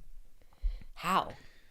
I guess just getting like different statements. Stories? Yeah. It is crazy how it all just like happened. Like just leaving the comment and then it just got a lot of pickup. And then, the direct quote for the allegations were, she saw me resting on my best friend's lap to avoid her and bent down, pulled her underwear to the side, and rubbed her disgusting vagina on my face until my eyes snapped open and I projectile vomited on her.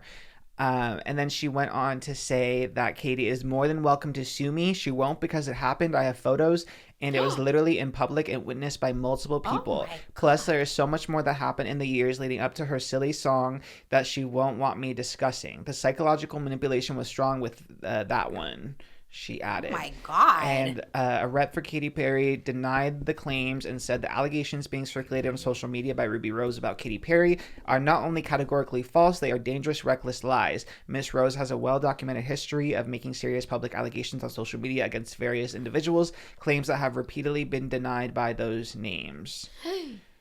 I mean, all of it's crazy. It's both really crazy. Both of them made me be like, oh yeah.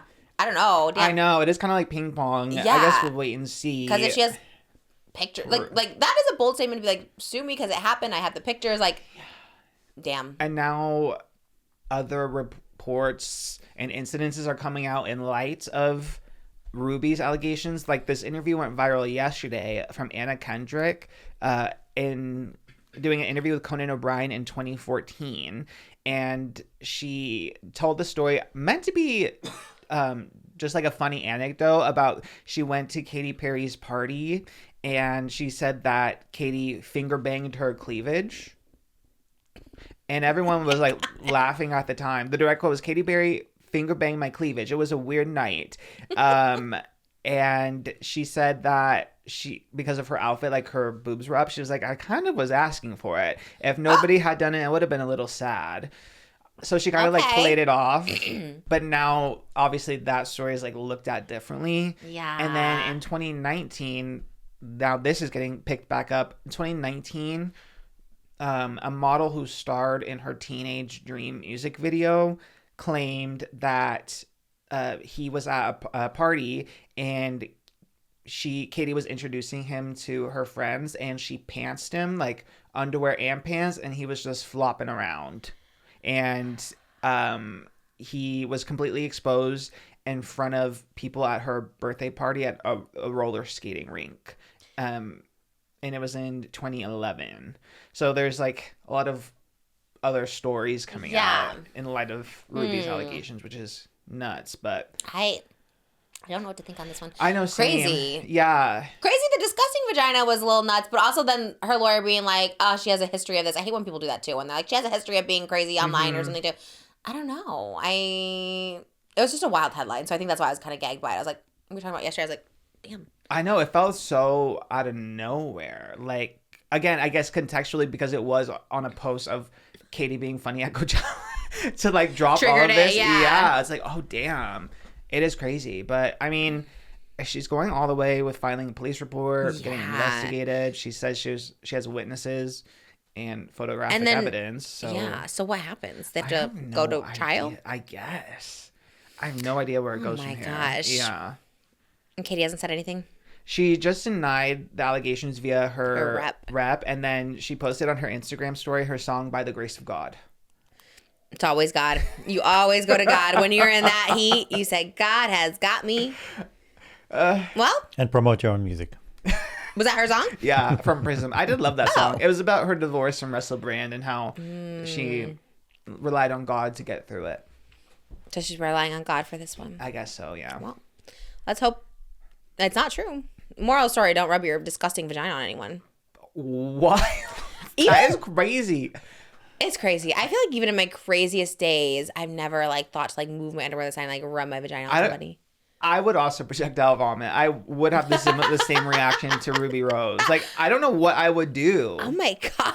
I just, like, I cannot Fathom. even picture anybody doing that, but not even like an unhoused person on like drugs, like crack or something. That doing is like, crazy. I guess how do you get that close to somebody?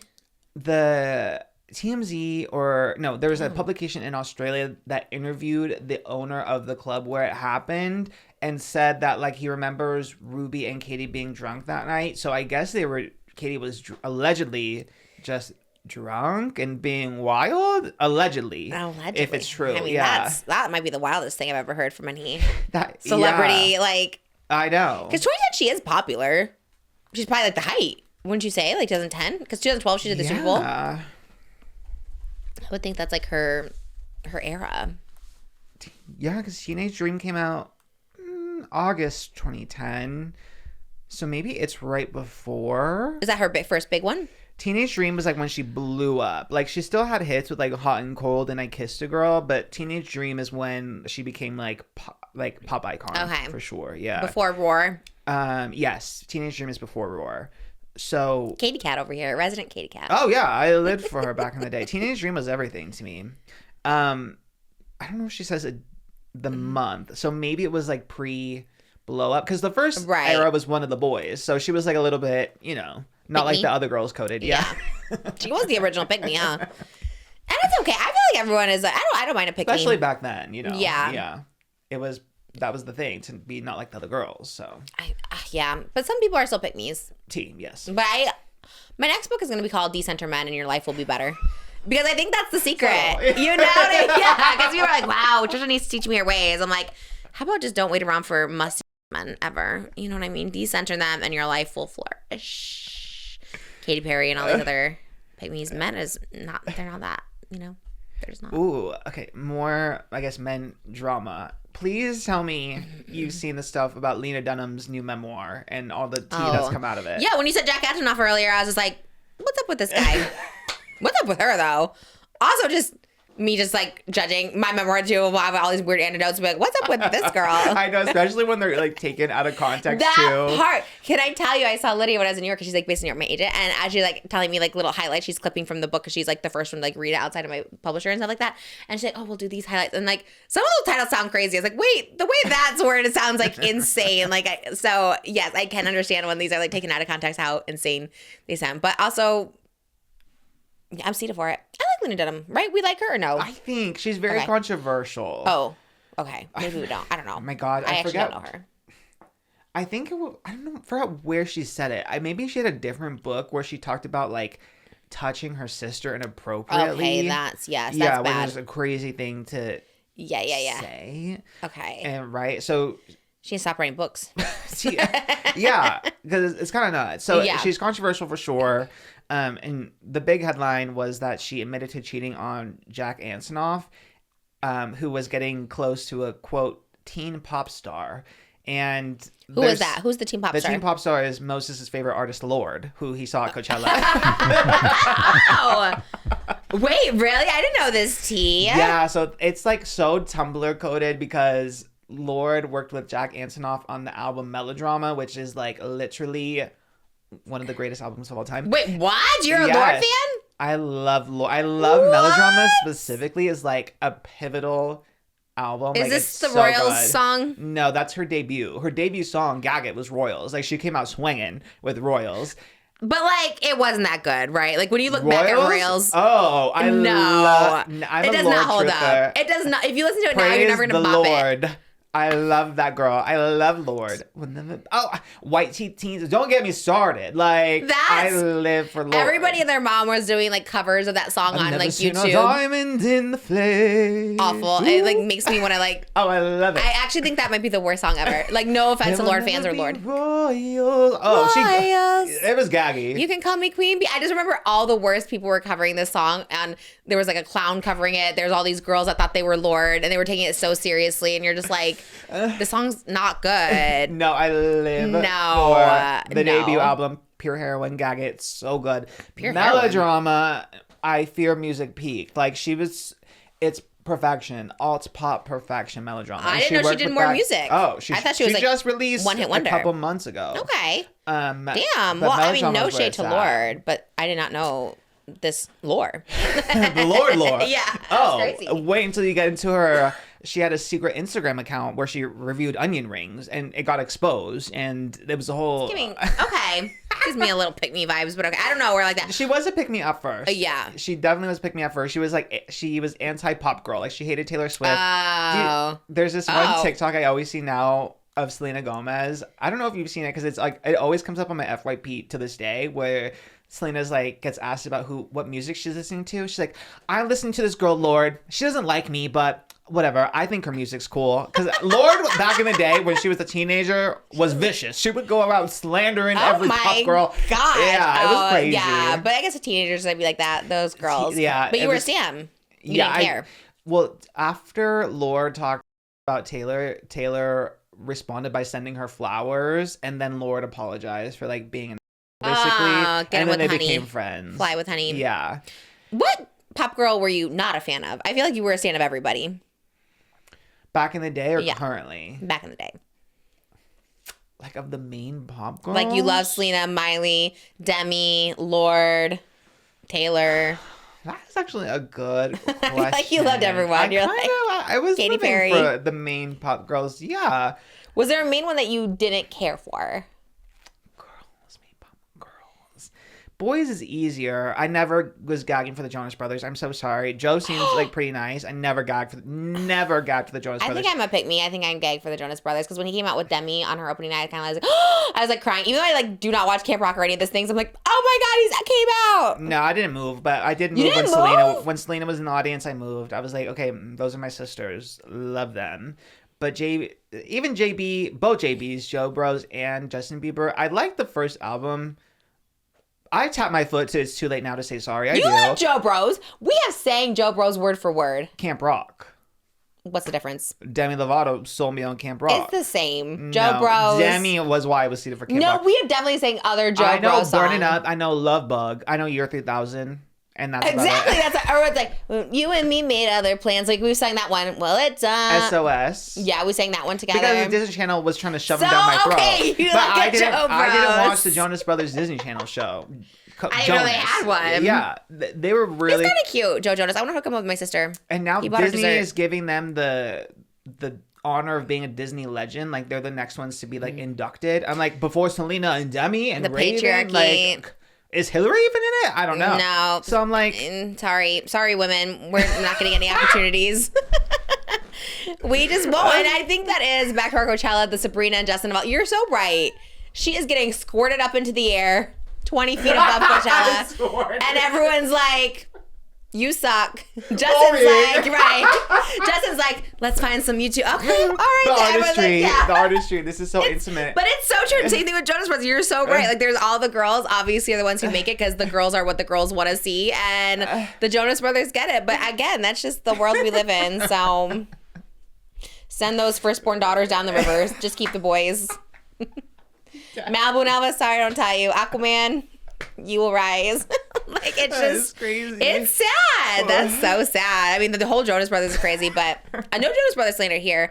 I feel like we've been close to getting on the podcast. When I was in New York, they're like, oh, Jonas Brothers like might be interested. And I was like, I don't know what happened. I think we were like close to it happening and that didn't happen. And obviously I auditioned for Camp Rock. And obviously you kept that show alive that Kevin and Franklin hosted one. Oh my God. Bring back Claim to Fame. That was my favorite show. Bring that back. I think I do like the Jonas Brothers. I like them a lot, actually. So if you guys want to come on, I don't hate them. I don't gag. I'm not gagging for them, but I don't hate it. They're pretty good. But back to the Lord. Oh yeah. So the tea here is that everyone kind of speculated that Lorde and Jack Antonoff, when they were collaborating on the album Melodrama, that they were having some kind of affair. This was back in 2016, 2017. And how old is Lorde? So Lorde at this time is 18 to 19, and Jack Antonoff was 34. Okay. At the time. What? How old is he now? 42. How old is Margaret Qualley? She's younger. I think maybe 26. I guess he looks pretty good. All those like nerdy guys look she's young. 31. Okay. I thought she was so much younger. Yeah, I thought she was really young too.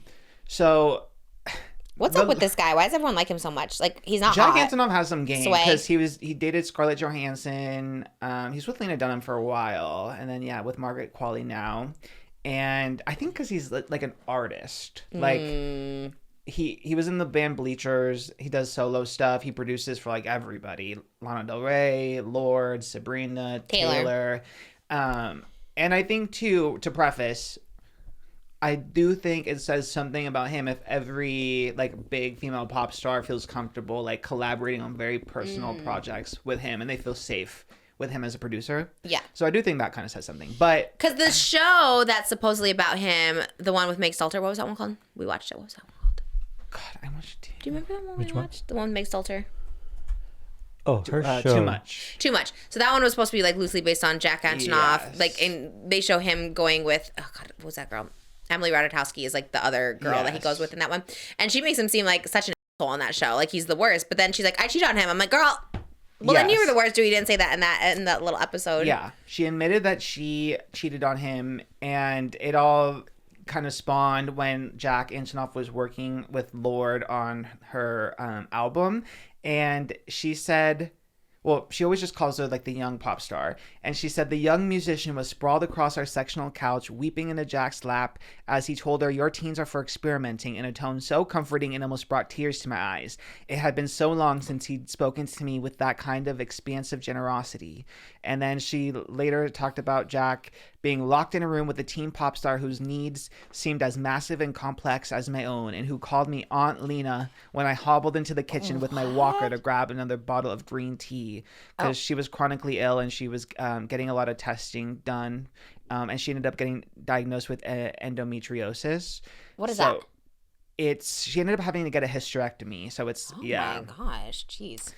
So she was really sick at the time, and Lorde was staying at their apartment working on this album, and their relationship was already kind of falling apart a little bit, where they weren't connected as much or having like as much like intimacy. So her seeing him be so like gentle and warm with Lorde like kind of triggered her, and then that Hell yeah, it would trigger me too. Yes. Even if we were in a good relationship, if he's there caressing, being like the teens, like some teen girl in our house, I'd be like, what the f-? Like, she's better than me. I would have castrated.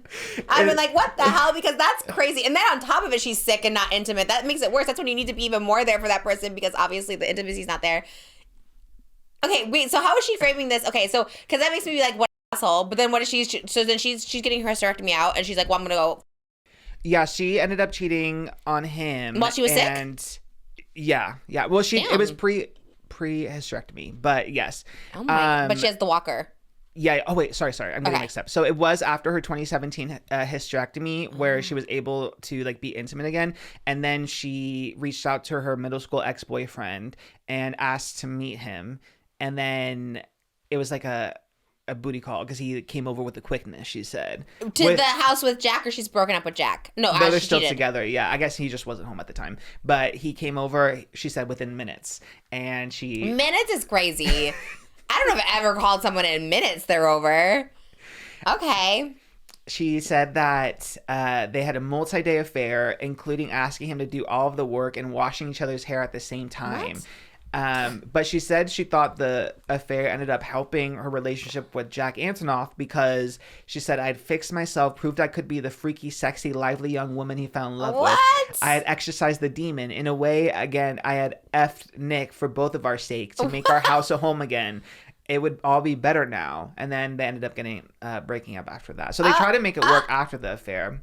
That sounds wild. Also, crazy, for the record, Jack and Lorde both deny that they ever had a relationship, and Lena also says that Jack told her, "You're just mad because she doesn't want to be your friend."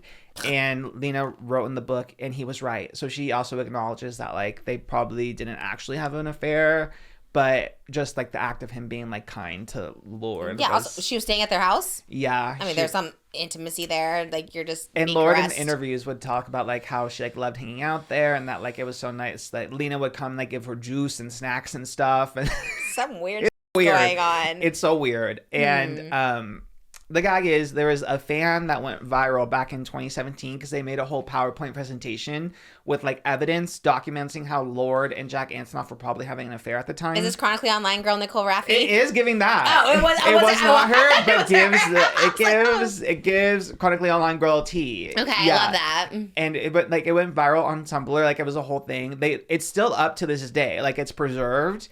So the gag is that PowerPoint ended up kind of being right because even though Lorde and Jack technically didn't have a physical affair, Lena perceived it to her acknowledgement as like an emotional affair. Yeah. Which encouraged her, I guess, to go and have an affair of her own. So Lena kind of sounds batshit crazy, but I like it. I want to read it.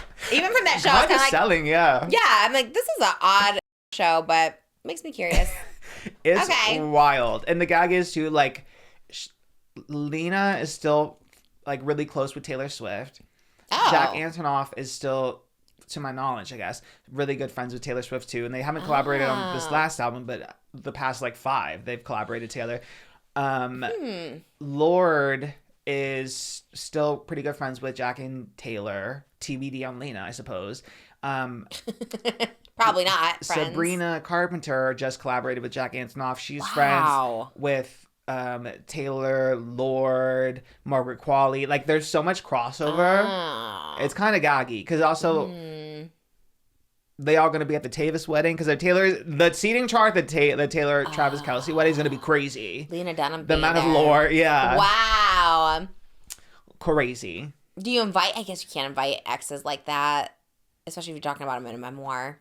She weirdly is like very positive about Jack Antonoff despite the tale of Lorde and Is Jack him. Antonoff saying anything? Is he doing any? No, nothing. She's hardest on Adam Driver, weirdly, from what I've seen. They dated? They co-starred on Girls together, the show. Adam Driver was on Girls? Yeah, and he was her love interest on it. Oh, good for her. And she goes really hard on him. I haven't read it yet. I just seen the excerpts of where she says that like they were kind of like toxic, where he would like yell at her on set allegedly, and she thought that they were gonna like hook up, but he was also like dating someone at the time who he ended up marrying. So it's yeah. She's giving me. She is giving delusional, but I like it. But also me. Someone's just like acting with you, and you're like, "Are we hooking up?"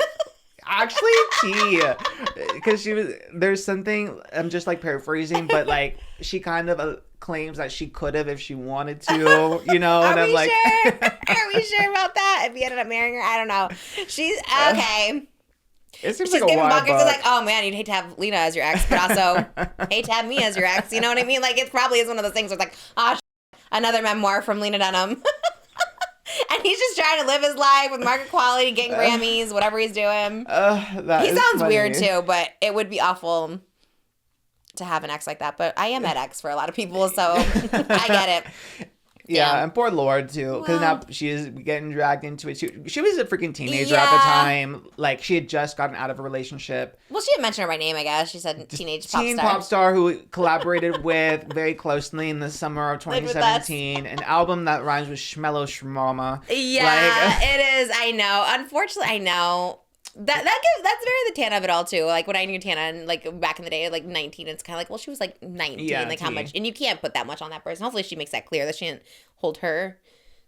Like, does she have like animosity towards her? It doesn't seem like she holds animosity towards either Jack or Lorde, to be honest. But I'd say okay. I do she also love cheated. the quote. Yeah. The quote where she would call her Aunt Lena though is crazy. Like, Yeah, that's giving Manson family. And the only reason I say that is because like she was in the Quentin Tarantino movie where she played like a Manson Margaret family. Qualley's sister. Yes, they Yeah. were like, and they called her Mama in the movie. They were always like, "Hey, Mama," like, and so Lena Dunham was like the mom of all the sister wife hippie girls and whatever. And I was like, yeah. And there's that scene of them where Lena Dunham's like holding on to Margaret Qualley and they're like hugging and like being free. And she sounds even the cheating to be like it'll bring us closer. You sound crazy, but again, I'm here for it. You just sound insane. She's a lesbian now. Is she? Is that what the movie was, right? That you watched? She was like ended up being like a lesbian. Or maybe she was a lesbian in real life. I can't remember. I don't know the lore. She's married to a man right now, a British Peruvian musician, Luis Felber. Okay, good for her. Since 2021. Peruvian and British. What a combination. Yeah, it's a good combination. Love that. All right, good for her. Kind of selling me on the book. I'm very curious. Too. It seems messy. Yeah, very messy. She is polarizing. Sometimes I'm like, you sound crazy. Sometimes I'm like, oh, no, not you, girl. But then I'm like, I do love you. I have a soft spot for it. We could play sisters. I think when I saw the Too Much, I was like, damn, I would have loved to play this role because it is a good role. It was great. Meg Stelter was great in it, though. So, all right. Yeah, I was seeing all those headlines, and I was like, this is... I know there's a lot to unpack with every article too. I guess she covers a lot of ground in that book because it's a tell-all. Yeah. Tell it all. And did. It did. My favorite story though, I think I can't wait. I have to get to it. Is Alix versus Alix, white girl on white girl crime. My favorite genre. This was so gaggy in New York. I'm just like, oh, and everyone was kind of gagged. Everyone in the moment was just like, oh my God, Alix Cooper posted about Alix, or like so gagged. I'm so here for it. I will just preface, I feel like this is just, they want us to talk about it, so it's annoying because I feel like it is just all for like some weird publicity, but if it's not, I don't know. But I do love a drama that's not mine. And it's so messy and so stupid. Yeah, it's low stakes because it's like, it's probably, if it's real, like over money, I'm assuming, or contracts or whatever, like very low stakes business stuff, because at the end of the day they're both still rich and pretty, so like nothing's gonna happen. Dave Portnoy being in the middle of all of it. He was doing updates by his I thought he house. quit podcasts, and then here he is FaceTiming. He's on a boat in the middle of the ocean still trying to spill some tea, like, and he's talking to both of them. He's coming back with updates from Alix Cooper and Alix Earle. He's like, actually, this is what they said. He's going on podcasts about it. Yeah, the Alix and Alix. It's crazy. A press tour for it. In women's business, too many will always find Harry Jowsey and Dave Portnoy. Oh my God, you were so right. In women's business, no matter what. Not making any money off of it either. He doesn't even have the BFFs podcast. He's literally just giving interviews to be messy. He can't help it. I was seated for it, but I know. I saw Chicks in the Office talking about it, and one of the hosts was like, oh, it sounds like a law firm. And I was like, oh my God, it does. They said Cooper and Earle, but the Alix and Alix is the law firm. That is like where it's at. Very Morgan and Morgan coded. But okay. Alix Cooper versus Alix Earle. And you know what? We're all confused. Everyone's like, who thought these were the same people? Everyone thought they were the same. Like, they really are. Like, obviously, we're in the influencer world, we know. But even I do. I have to like think about it. I'm like, which one is Alix Cooper? Which one is Alix Earle? Obviously, no. But it is so confusing. One of them has to change the name or their hair color or gain some weight or something, because you all look the same. Gain some weight. It's crazy. Yeah, because they have the same body. To be I'm like just skinny like Alix and fat Alix. Yeah. Oh my God. All right. Well, I just say Wasn't that what you're implying? Then no, you don't have to say if they're no, fat you still Alix. need One is to just say. You can't say Alix and Alix. You think fat Alix, but you don't say fat Which Alix. one are you manifesting to be fat Alix? You know, I don't know. I can't even. No, because or little Alix, big Alix. You know, it's like you have. Oh my God. How about, okay, never mind. We're moving on. Alix. I was shocked Alix Cooper put it out. That's why it screamed like publicity stunt to me, because like Alix Cooper, I think, in my opinion, has the most to lose in general. Like, if there was a fight to go up, I think Alix Earle would win. I think Alix Cooper has the most to lose. She has the brand. I mean, Alix Earle is an up-and-comer, but she doesn't have a brand. No one's doing, what is that called? Real actives. You know what I mean? Everyone wants that Call Her Daddy brand. I don't know if anyone's... So I would, yeah. But didn't she do Super Bowl commercial? Who? Earle. She did the car. Was that for the Super Bowl? Yes. Some speculation is that that's the beginning of the... Dave Portnoy squashed it. He called Alix Cooper, and she said, you couldn't even give me $10 million to do that commercial. That's not what it was about. She was, I would never do that in a million years. That means that's the issue. I don't think that. I don't think that is it. What's they had left? the same publicist, right? Right. That's not anymore, but they did. They did. Well, it was Yeah. Alex Cooper. According to Dave Portnoy, all my stuff comes from Dave Portnoy. Dave Portnoy said that they were best friends, Alex Cooper and the publicist. Like, they were BFFs. They were at dinners together, whatever. Then she became Alex Earle's publicist. Obviously, that's probably where the whole unwell thing happened. And then now she's no longer Alex Cooper's publicist and just Alex Earle's. So maybe it has more. That's like if someone poached Oscar from me. Tana poaches Oscar. Maybe I'd be like, I don't know. I guess it's a hard one to say because it's like on one hand it's like, oh yeah, you'd want to like share it around, but then it's like maybe I don't know how that works. No, but big publicists work with more than one person. Yeah. They can't have their entire career dedicated to one Yeah, artist. I don't know. I was just trying to speculate something, but I don't know if it's the same one. I know for sure Alex Cooper at one point was working with like Kim Kardashian / J-Lo's publicist. And I don't know if it was the same one. I just remember when we interviewed her, people were like, you have to be, when I was editing the interview, they're like, you have to be careful because she does Kim and J-Lo. And if we piss her off, we're not going to get him anymore. So, so it must be the same because it seems like this girl's a big and this deal. was last year around Super Bowl. And what's the publicist do again? Does like all the press related stuff, whether like setting up interviews or if someone like asks for a statement or going with you to red carpets, like public appearances. Oh, So what makes everything a like good one? Like, why is this person so good that she's like with the Kardashians and Alex Cooper? I think ability to like control the narrative is like a big one. Usually Connections. to the networks and the magazines. So if you want to go on a late night show, you want a newspaper to write a certain angle on you. Maybe I need a They have publicist. those. Who do we know? Anybody? Moses No, Hoffman. Moses is not. He Just needs a reach out to publicist. We me. need a publicist for him. It could be everything else for me, babe. I don't know if publicist is one of those. What do you mean? Narrative is what I do. Okay.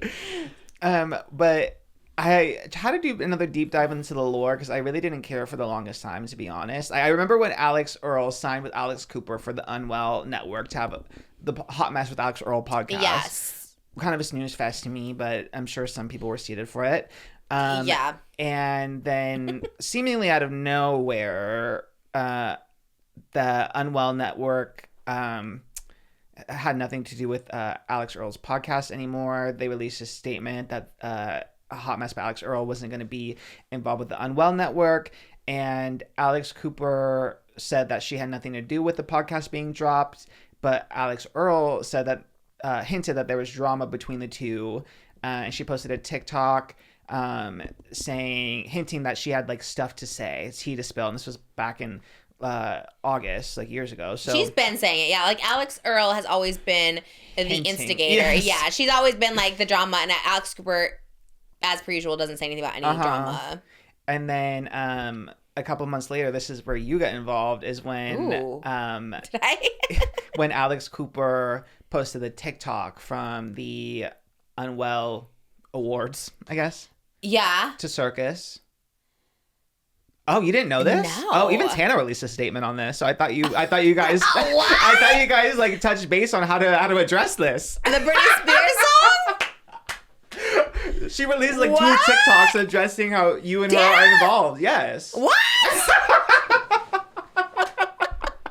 I mean, I love to be in it. All right, we're all in the thumbnail together. I'm Just dead. Okay, so Alex Earle on Dancing with the Stars danced to Circus by Britney Spears. okay. And then a couple of weeks later posted a TikTok of the guests at the Unwell Awards in Vegas. And you guys did it to Circus by Britney Spears. And Alex Cooper put in the comment or the caption, how much time do you have? Because we could go all night. And that was paraphrasing what Alex Earle said about on TikTok when someone asked her to spill the tea on Alex Cooper. She replied and said, how much time do you have? So then Alex Cooper pretty much like Why the frick is did addressing Chris what Alex Earle Ross just said punch in the Chris Ross in the penis? But what's the shade? What is even? that she used Circus, and that's a song Alex Earle danced to in Dancing with the Stars. And you were in the TikTok. But what was like the jab being like, look, like the caption being it's not like we were Braxton. You know what I mean? Like, what is the jab? Like, no one has anything. Britney Spears, Circus is popular. No one has any connection to Alex Earle in that. No, it's just Alex Cooper putting in the caption what Alex Earle said on TikTok. How much time do you have? We could go all night. Right. I got that, but what is the jab implication? People are just saying that like it was shade because she used the song. They're really, even though the TikTok itself, it was just you guys there and like a mashup of all the guests that were at the. Well, I can confirm. She said, "Let's get Alix Earle," and we said, "Let's do it." Whatever you say, Father We're Cooper. gonna jump her. And we're like, yes, this is what we want. That's crazy. I don't know who was that Demois putting that together? Like, who put 2 and 2 together for that? All the TikTok investigators. This is the timeline that everyone That's has so put funny. together. So all the way back to last. When was that? August. October. Yeah. Ours was October. That is a crazy caption to put with like other creators. We did not partake. What did Tana say? Basically that she had no idea that it was because she no idea. It's not up to date with Alix Cooper or Alix Earle like that. So I had no idea that it was even like somehow involved with the drama. I might blame whatever publicist. I feel like a publicist has something to do with it because I will say when we do Call Her Daddy and I think people just know this. Like she has a show, like a social team. Like there's like 20 people doing socials. So I would be surprised if Alix Cooper put that as the caption, but maybe, I don't know. She seems like someone who like doesn't know what's going on in like the best way. She's like busy. She gives me like, you know, like Tyra, like they give her the bullet points and you're just gonna ask those bullet points and no follow-up questions and that's it because she's busy. She's like, I'm worth $180 billion. Like I don't even need to read these questions about you. And that's what it gives me. Even at Unwell, were you there with me? No, you weren't there with me, but it's just quick. Everything's quick. You talk to her for like a minute. She's like, thanks. She's on to the next. You know, we did like 30 TikTok. I don't know. Seems like someone is orchestrating this. Sort of. Yeah, that would make sense. Because also, like, you know, there again, the little Oscar over there that's like in charge of Alix Cooper's TikTok. That's like, ooh, this will get the girls talking. If I Can put I this tell you, there's a little Oscar everywhere. Every company, chronically online, messy little gay boy. everybody, 100%. all the brands. You know me in the Chili's commercial. I said, "Okay, Miss Diva." What did I say? Okay, Miss Girl. And I'm like, can we see the reference? Because I was like, what is this? I don't know what. Okay, Miss Girl. Gagging for your tea, mama, but Yes. can I see the reference, Diva? I'm like, I trust you, but let me just know where I'm going with this. There's always some very specific thing, but I love it. And it's every brand I've worked on, which you can probably tell, it's a girl or gay, and I love it so much because they get the reference. Sometimes they'll give me a reference of myself that I don't even know. Like they'll show me the one from the Chili's, the sorry. Wait, what did I say? No, thank you. No, thank you. I was like, it's mine? Like, yeah, you don't see it on the compilations. And I see my compilations that I've never seen as like a compilation. When you're like crying, like, no, thank you. No, thank you. I mean, I saw it when they showed it to me, but I'm like, I didn't know this was like a circulation meme. Have you seen that one? Oh, yeah. It comes up all the time. Yeah. Do you remember that day we were together? Do you remember that day? I was in that like little Bentley and I was calling you and I was hysterical. I guess you could, well, it doesn't matter. But that girl, remember the girl that I was upset about? I was hysterically crying and I was making a video about in response to somebody because we were in beef because I was so shaken up by it. And then someone just like comes along to the car like, not right now. No, thank you. I don't know even what was happening, but it was at the Rite Aid in Studio City and I was recording a song. And this girl that didn't like me and I guess I didn't like her. I just remember she released something that I was like shaken by and I was like anyways. But I remember we were together and I was just so hysterical. I think that was 2021. I think that was a long moment, but I also love to monetize it. Anyways, I sidetrack. But there's always an Oscar and I'm always appreciative of them for sure. I'm always like, thank you. And shout out to the brands for hiring these cool Gen Zers because they have their hand on the pulse. Anyways, all right. Back to Unwell. Actually, okay. Well, I won't give too much information, but somebody I did work on the Chili's worked at Call Her Daddy, and I had seen him there. Like, so it was a crossover of it all. He's like, yeah, we actually shot TikToks at Call Her Daddy, and now he has his own company, so that's great. So anyways, and they know what's up. So yes, okay. Well, that's like a reach. The caption is crazy. The caption is a little messy for sure. And my gosh. Alix Earle, I think has done like 2 reposts that were like kind of shady towards Alix Cooper. The latest one that got Alix Cooper to respond was like direct, as shady as you could possibly get, because Alix Earle reposted a TikTok that accused Alix Cooper's Call Her Daddy of exploiting women's vulnerabilities from a TikToker called the Bravo Mom. And The Bravo mom said, I would honestly compare Alex Cooper to an ambulance chaser. Like, you just had the most horrific accident of your life. You're hanging on by a thread. Don't know if you're going to make it. And she's the first one there.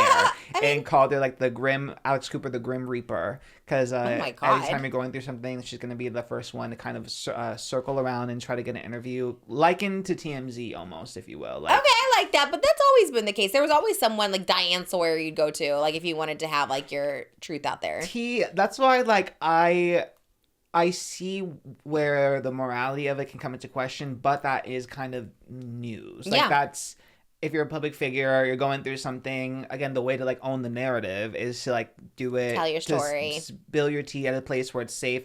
Also, especially for women, Call Her Daddy is, like, a very sympathetic, like, women audience. I feel like if you're a woman who wants to get heard, especially if you look at, like, you know, Jessie from Secret Lives of Mormon Wives, like, that's a great place to tell her trauma, because it's going to be to an audience that will already be, like, understanding and welcoming her. So the Call Her Daddy episode, when I did that, I remember so many people, like, texting me. Like, I never ever got so many texts being like, congratulations, like, love the episode. Like, people, like, really do love a Call Her Daddy. So I would do it all over again. So I'm gonna have to be Team Alex Cooper always, because I'm always gonna be on Call Her Daddy. But yeah, but that's why I was, like, surprised, because in the TikTok Alex Cooper posted, it was like, just say it, just say what it's about. And then Alex Earle reposted that one too, right? She reposted it and left a comment that was said, what was the exact quote? Okay on it. Working on it. Yes. She's not working okay on it. Exclamation point. Girl, it's been like 2 days. I'm like, yeah, we need something a little quicker. And the only thing she posted so far was just the raw video footage of her sister and friend coming to wake her up. That after part was Coachella. that was crazy to me. I'm like, what are we even seeing? You just, like, hung over and, like, looking at the screen. There was no reaction. Girl, give us nothing. I was like, yeah, but that's when they create, like, you can say content creator knowing if I just drop something now, it doesn't matter what it is, well, I'm then gonna get a million of views. It'd be like, I can't believe this is happening. She was calling drama channels. Yeah. Give us Shane Dawson 2019. Give us that. That's what we want to see. You are fake crying. She was giving, I don't give a because someone's recording me. Like, give us nothing. But yeah, I don't know. The whole thing is weird. What are they promoting? It's weird. I don't get Alex Cooper going into it, because it's like, girl, you have everything. You have, like, the biggest thing. Everyone's coming on your show. I kind of live for it, though. I feel like me too. I lean towards not PR just because it is kind of like Messina boots. Like, I feel like it's getting pickup from publications every time Alex Earle shades Alex Cooper. And I know Alex Cooper is getting those Google alerts. And what is it? It's not like, oh, I have this viral interview. It's Alex Earle shading me, and I know she sees it every single time, and it's been about, like, 5. Even me, like, when I look for Hot Topics, like, I see it get pickup all the time. Oh, interesting. And it's sometimes always like, it feels like nothing burger, but it is a headline. So I think especially this one being so, like, personal, saying that, like, she is, like, helicoptering, has no morals, the Grim Reaper of women's stories. To me, that's, like, not bad at all. To me, I'm like, yeah, okay, I'm that girl. I think because it kind of skews the perception of Call Her Daddy, and, like, it's her empire she built. So it's like, I've noticed that when people, like, really business-minded people, like, this sounds like a crazy example, but Joey with Escape the Night, like, when someone shades, like, the production itself, that's when someone who, like, is very quiet activates and is like, actually, I'm gonna clap back. So I think because it came from the production itself, she was like, oh, hell no. Like, if you want to be about it. Don't be weak sauce. Don't be vague posting. Yeah, that's true. Yeah, I guess so. I just think, like, nothing can crumble Alex Cooper to me. She's like Joe Rogan, right? Those two, no matter, like, whatever, controversial, whatever, they're just like a staple. They're just a pillar. It's like ABC News and Fox News, or Fox News, no, ABC News, CBS. What's the big one? Not Fox News. That's the wild one. CNN. Yeah. That's the also. Okay, is that a good one or a bad one? Yeah. I don't know. Whatever one we like. Anyways, ABC, NBC. Okay, it's like those are, like, staples that'll be there forever, or not, actually. I guess with, like, Hulu Digital, yeah, they're going. I don't know, but you get it. Like, you know what I mean. And it's just like, I just think nothing will, like, crumble that empire. But I guess, yeah, Alex Earle, if she becomes bigger, I mean, she's pretty big. Yeah, I underestimated Alex Earle, to be honest. As far as influence, like, I knew she is big on TikTok.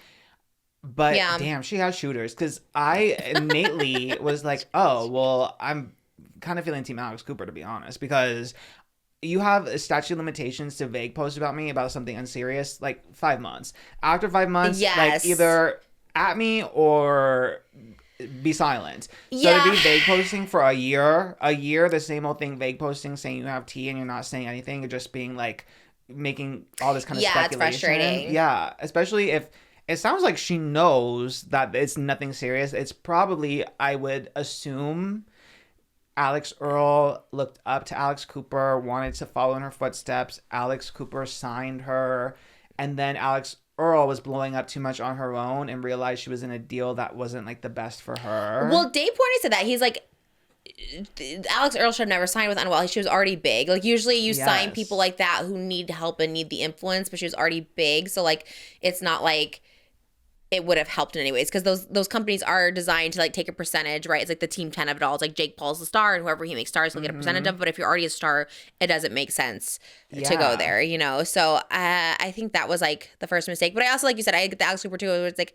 so annoying. Like, yeah, I've had people be like, you know, I know Trish has like big secret. I'm like, there's no big secret. All the secrets are out. The secrets are here. The secrets are there. Like, the secrets are out. There's actually no secrets for my own book, because there's like so many secrets. So when people are like, I just know something and I would never share Trish's secret, I was like, but there's no secret. And it is so frustrating. But I'm on such a small scale, right? Like, our podcast is not Call Her Daddy. It's not even Pretty Basic Unfiltered. You know what I mean? It's still niche, but it's good. It's grounded. I don't want to like lose it. I love it. And it's like, I wouldn't be like combating every single person who's like, I got tea on Trish. It's like, because there's just like not there, the tea's been out or whatever, you know? So I don't know. It's like kind of weird, but I guess like just calling her out for it. Yeah, I like Alex Earle too. I really do. I like them both. I think Alex Earle is, like you said, so influential. She is everywhere. Business perspective, I mean, I think Alex Cooper just has her totally beaten. So that's why I'm like, it's not even, to me, they're not in the same caliber in that way. Alex Earle probably has like a more of a fan base, whereas Alex Cooper just built a really good business. Yeah, and I think too with Alex Cooper, she has some controversy. I guess people are really jumping on like the mean girl narrative, from like stemming from like Sophia with an F to this. Well, Sophia with an F is also a mean girl. Let's not forget telling me I look like I stuck my finger in a socket. It's like diabolical. That was crazy. I was like, girl, what? I literally was like, oh, I feel her. She's talking about mental illness. She's like, frizzy hair. I was like, jeez, oh my God. So let's not get to, but that's how it swings, right? That's how it is, yeah. But that's definitely like the narrative I see on TikTok a lot, like everyone coming to Alex Earle's defense because people think Alex Cooper is like more of a mean girl. But I'm sorry, it just seems like kind of weak sauce to me. I mean, we'll see if Alex Earle really does come out with something crazy. But to me, it just seems like it's been drawn out for so long. It's been very vague, and I think she hasn't had like a big explosive response because there isn't like that much. I think if she came out and said it, we'd be like, oh, that's it. Because at this point, it's like the drama. Like all of a sudden we're thinking it must be something so crazy. The twist must be nuts. But really it's just like, oh, you were in like a bad contract that you probably didn't need. Which the Alex Cooper, I said she's like let her out of. She gave her the IP. There was no like holding her hostage or anything. Yeah. So it's just like, girl, what is it? It's been days and we you said you left the comment that you're on it, but we have not seen anything. Well, that was like even her podcast. It took like forever to come out. She did a second one where she was like getting ready. It was like Get Ready with Alex Earle. Like Jake Shane was on it, but like she does love to get ready. She loves to get ready. Yeah, someone said that she's the Get Ready girl, and I was like, I told you that. Oh, did you? Yeah, you were like, was it here on the podcast? Oh, and I was like, is that what she's known for? I did not think. Okay, yeah, I don't get it, but I don't get any of this, but I do like a call out, like especially from someone like in general, not messy. But if Alex Cooper's a mean girl, Alex Earle also was being shady and like reposting for years. So what do you expect? You can only poke a bear so much. That's why I don't blame her at all for like just going rogue and being like, Alex Earle, say it, girl. Go wild. Say whatever you have against me. Yeah. No NDA. Just say it. Spill your tea, honey. Because it's true. Like, yeah. That's why Alex Cooper, she won me over with that. Because it reminds me of you back in the day. That title would just be like, Tati Demasel. Like, you get straight to it. Yeah. Like, it's no vagueness, no subtlety. Nothing. It's in the title exactly who you're beefing with. Laura Lee, you're a for giving away that iPad. Not always right, but I could at least respect that you put it in the title. Laura Lee, you should not have given away the iPad I brought to the White Elephant Party. Long title, but with everybody. Oh my God, I am so sorry to almost everyone I beefed with. That was I lived. know. You know what I mean? No, that I'm was so the sorry to original. people I beefed with that I didn't even know, that I never like even met or talked to. I'm like, that was crazy. Laura Lee followed me on TikTok. I followed her back. I was like, she's been following me because it said follow back. I was like, all right, love this so much. She was on that Starbucks plane. No hate to Laura Lee. Spread that. notes where they love her. She's Laura Lee 88. We're both 88s together. We love it. Yeah, last episode too, people wanted to know who we were talking about at the end. Should we just say it, just one line? Because I feel bad. Everyone's like, who was it? We gave no context or no. I think people knew, but people knew. Yeah, Colleen just like wrote a song that said she drugged her kids with melatonin. Right? Isn't that exactly what she said? Like, so they'll go to sleep. Something like you want Let's the do kids that to exactly. sleep. Because so I you swear can- that's what she said. I Yeah, don't have my phone. melatonin was the thing. But literally, I think she said drugged with. But let me like double check myself. So it was I'm like, the way I remember it. It's implied just a lot of it, whatever it was. It was no, it was insane. a lot. Because I didn't get that Let's far into the listen. song, but Oh, listen to the end. the beginning was the kids kept interrupting her and her husband when they were trying to have sex, right? Yeah, which relatable, girl, but also not really. Also do it like when I don't know. Okay, anyways, not that point. Okay, let's see. I drugged them with melatonin. Let's get She said it. She said, I drugged them with melatonin. That's what was crazy. That's what I was saying. That's an insane thing to say. That's an insane thing Also, to like say. the context, I didn't know the song was about them just trying to have sex. Yes, and I was like, okay, I get it. Cutesy, but the thing she's having the kids say in the background, the first kid That's says what- like, wipe my butt. It's like, what are we, what? And but then at the end, all right, I drugged them with melatonin, let's get it on. I'm like, what the? Like, crazy for anyone, but specifically girl with your allegations, you know what I mean? Like, that's, oh my What is God. it for? That was- I mean, it sounds like a weird. she like wrote a song for one-woman her husband, I show guess. Everything about it's cringe. That's not even giving Toxic Gossip Dream. At least Toxic Gossip Dream was catchy. Like, girl, what? There's no chorus. There's no anything catchy. I hate it. This also makes me want to puke all over everything. It just was so.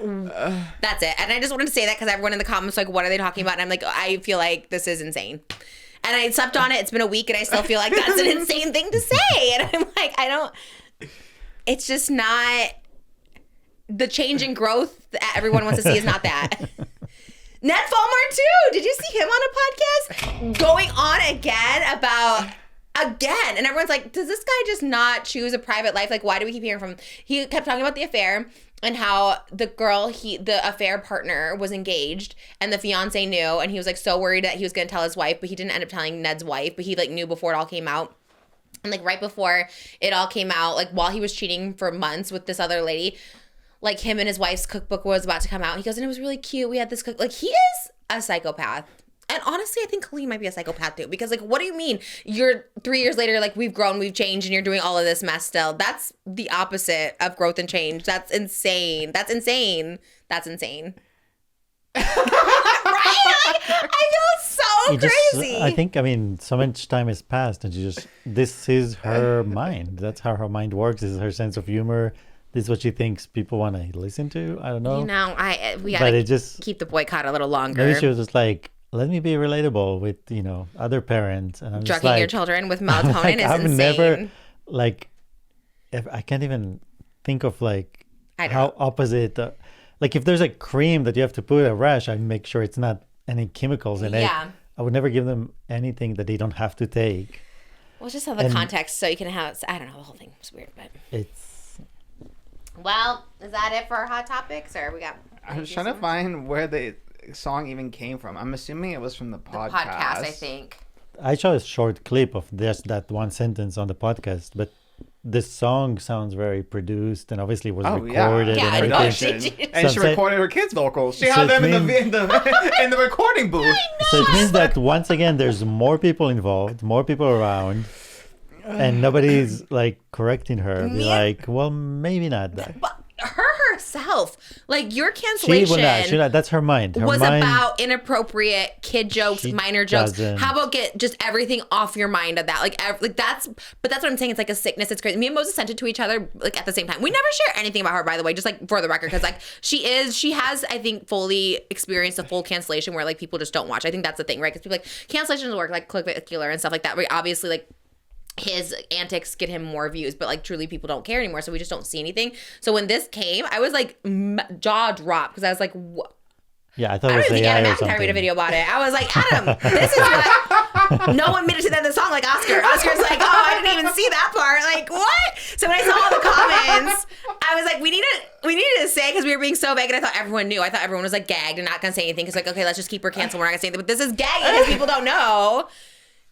And she put it out last week. It wasn't even like 2013 tiny group chat, whatever that was. What were they called? Those little The weenies. The weenies. The weenies are gone. Her family's in Spain. Like everything is just like, what is happening? And then she's like, oh, I got canceled over lies, girl. Yeah. This is 2026. I don't know. Oh my God. It's a crazy bar to draw. It's crazy. That's actually the craziest thing. Oh my God. Yeah. Anyways, that was. In the history of time, was there ever a crossover between Colleen and did they ever meet? They were on a Joey Crescendo video together, weren't they? Oh, well, they were in definitely Escape the Night. We'll bleep the one name, but definitely No. Escape the Night. We have to bleep her. I'm scared. Which one were you in? Which campfire? Oh, video? that was with Colleen. Oh, yours was with Colleen. But I think they were both in. Escape the Night. Yeah. Yeah, All Stars. They seem like. Yeah, it is weird. The multiverse. I'm like, were they friends? That's a good question. Colleen was never like friends with anyone, but Besides Joey, I think. Joey's like, don't put me in there. Rosanna, but I guess they both have denounced her. Yeah. Yeah. I don't know who. JoJo Siwa. Yeah, actually. I think she just posted a vlog with JoJo Siwa. Oh, So that's. okay. Yeah. We just end it there. And. Well, my last one was clavicular. but, oh, that's your yeah, hot that was- topic? I was just putting it off because he's kind of crazy, but my hottest one was really that I was eager was Alix v. Alix. 'Cause I love white girl drama. Yeah, I but- texted. We texted on New York. I'm like, That how are one's we too missing? fun. It was like on a Monday too. We could have, No, but we in should theory. I mean, we should episode Max. with Clav Yeah. Oh, you love him? No, he put a statement. Do you have that? after his overdose. Whatever that was. Yes, Well, I think it was an overdose, babe. I think that was an I overdose. think it was just like Bleep that. That's a What? crazy joke. Okay. he did it. Well, TMZ got the 911 call yesterday of a 20-year-old male overdose, and the address came from where Clavicular had been streaming, and then there was videos obtained of him being carried towards an ambulance on social media, and a statement that he was stable. And then he ended up releasing a statement today and said, just got home, that was brutal. All of the substances are just a cope trying to feel neurotypical while being in public, but obviously that isn't a real solution. The worst part of tonight was my face descending from the life support mask. And he posted his a selfie of the life support mask, and his face looked all jacked up. So his face is the. Oh. Yeah, so his face is messed up. That's what he's That's really what upset he's about. worried about. Yeah. Of all the other things. Oh. Like, you should kind of be worried about, like, you know, Oh, got being it. on life support in You'd the be first like, oh, place. you but- know. Oh, he hates that. Praise God, That's why I'm you think it's alive. fake. Oh, I don't think it's fake. I just know that forever people always rumored about substances things. So I don't know. That conversation was always around him about substances That was a crazy clip. and getting arrested every week. Well, so. the paranoia too with Vicky. He like kicked her out of the car because he thought she was trying to set him up. Like he's like, okay, you got her late. Like he was, and his eyes were like bulging. No, for sure. Well, he said there were substances, so he himself has admitted he's Yeah. on some stuff. Yeah, he's interesting. He always talks about being like infertile. He's always just saying like, was it a 60-minute interview? Yeah, he did a 60-minute interview with a reporter from Australia. It was 60 Minutes Australia. And that went viral because everyone was saying that the reporter frame-ogged and Jester maxed him because the reporter was handsome and also like had a smirk the whole time. Like he was eating him up, you know? He kind of was, huh? He was. And he was... The interview was supposed to be focused on like looks maxing. That was what the segment was. There was another looks maxer that the reporter interviewed for the segment as well. But Clav walked out of the interview when the reporter brought up Andrew Tate and being an incel, basically, because Clav said, "I'm not getting political. This isn't political. We're talking about looks maxing." And he walked What's off. political? Andrew Tate's political? Yes. He's a politician? He's just like very red-pilled, anti-women, anti-everything except being alpha male. Yeah. Is he even here? I thought he's like is he Russian or something or what? He was was arrested, right? Overseas. But Poland or Romania? I think Romania. Okay, I just don't understand. Okay, but why can't... They're here now because Guy Fieri... They came up to Guy Fieri at an event and he shook their hand because he didn't know who they were. And then Guy Fieri had to issue an apology because he doesn't want to be associated with the Tate brothers. But Yeah, weirdly I get scared of all these people. I'm like, oh my God. Like, I don't know why I'm scared to even like talk about them. I don't know anything, but I'm like, oh, I'm scared. They give me this, everyone gives me spooky vibes. Even Klevicula, I'm like, don't come for me. Same. I didn't really know much about it. Like, I obviously knew him and the lore and the terminology, and I've seen clips and stuff. I haven't really heard him talk long form. So like a 50-minute interview on 60 Minutes, cut short because he walked out. But I was like, oh, like I didn't know he was actually like this. But he was mad that they called him incel or asked him about Andrew Tate.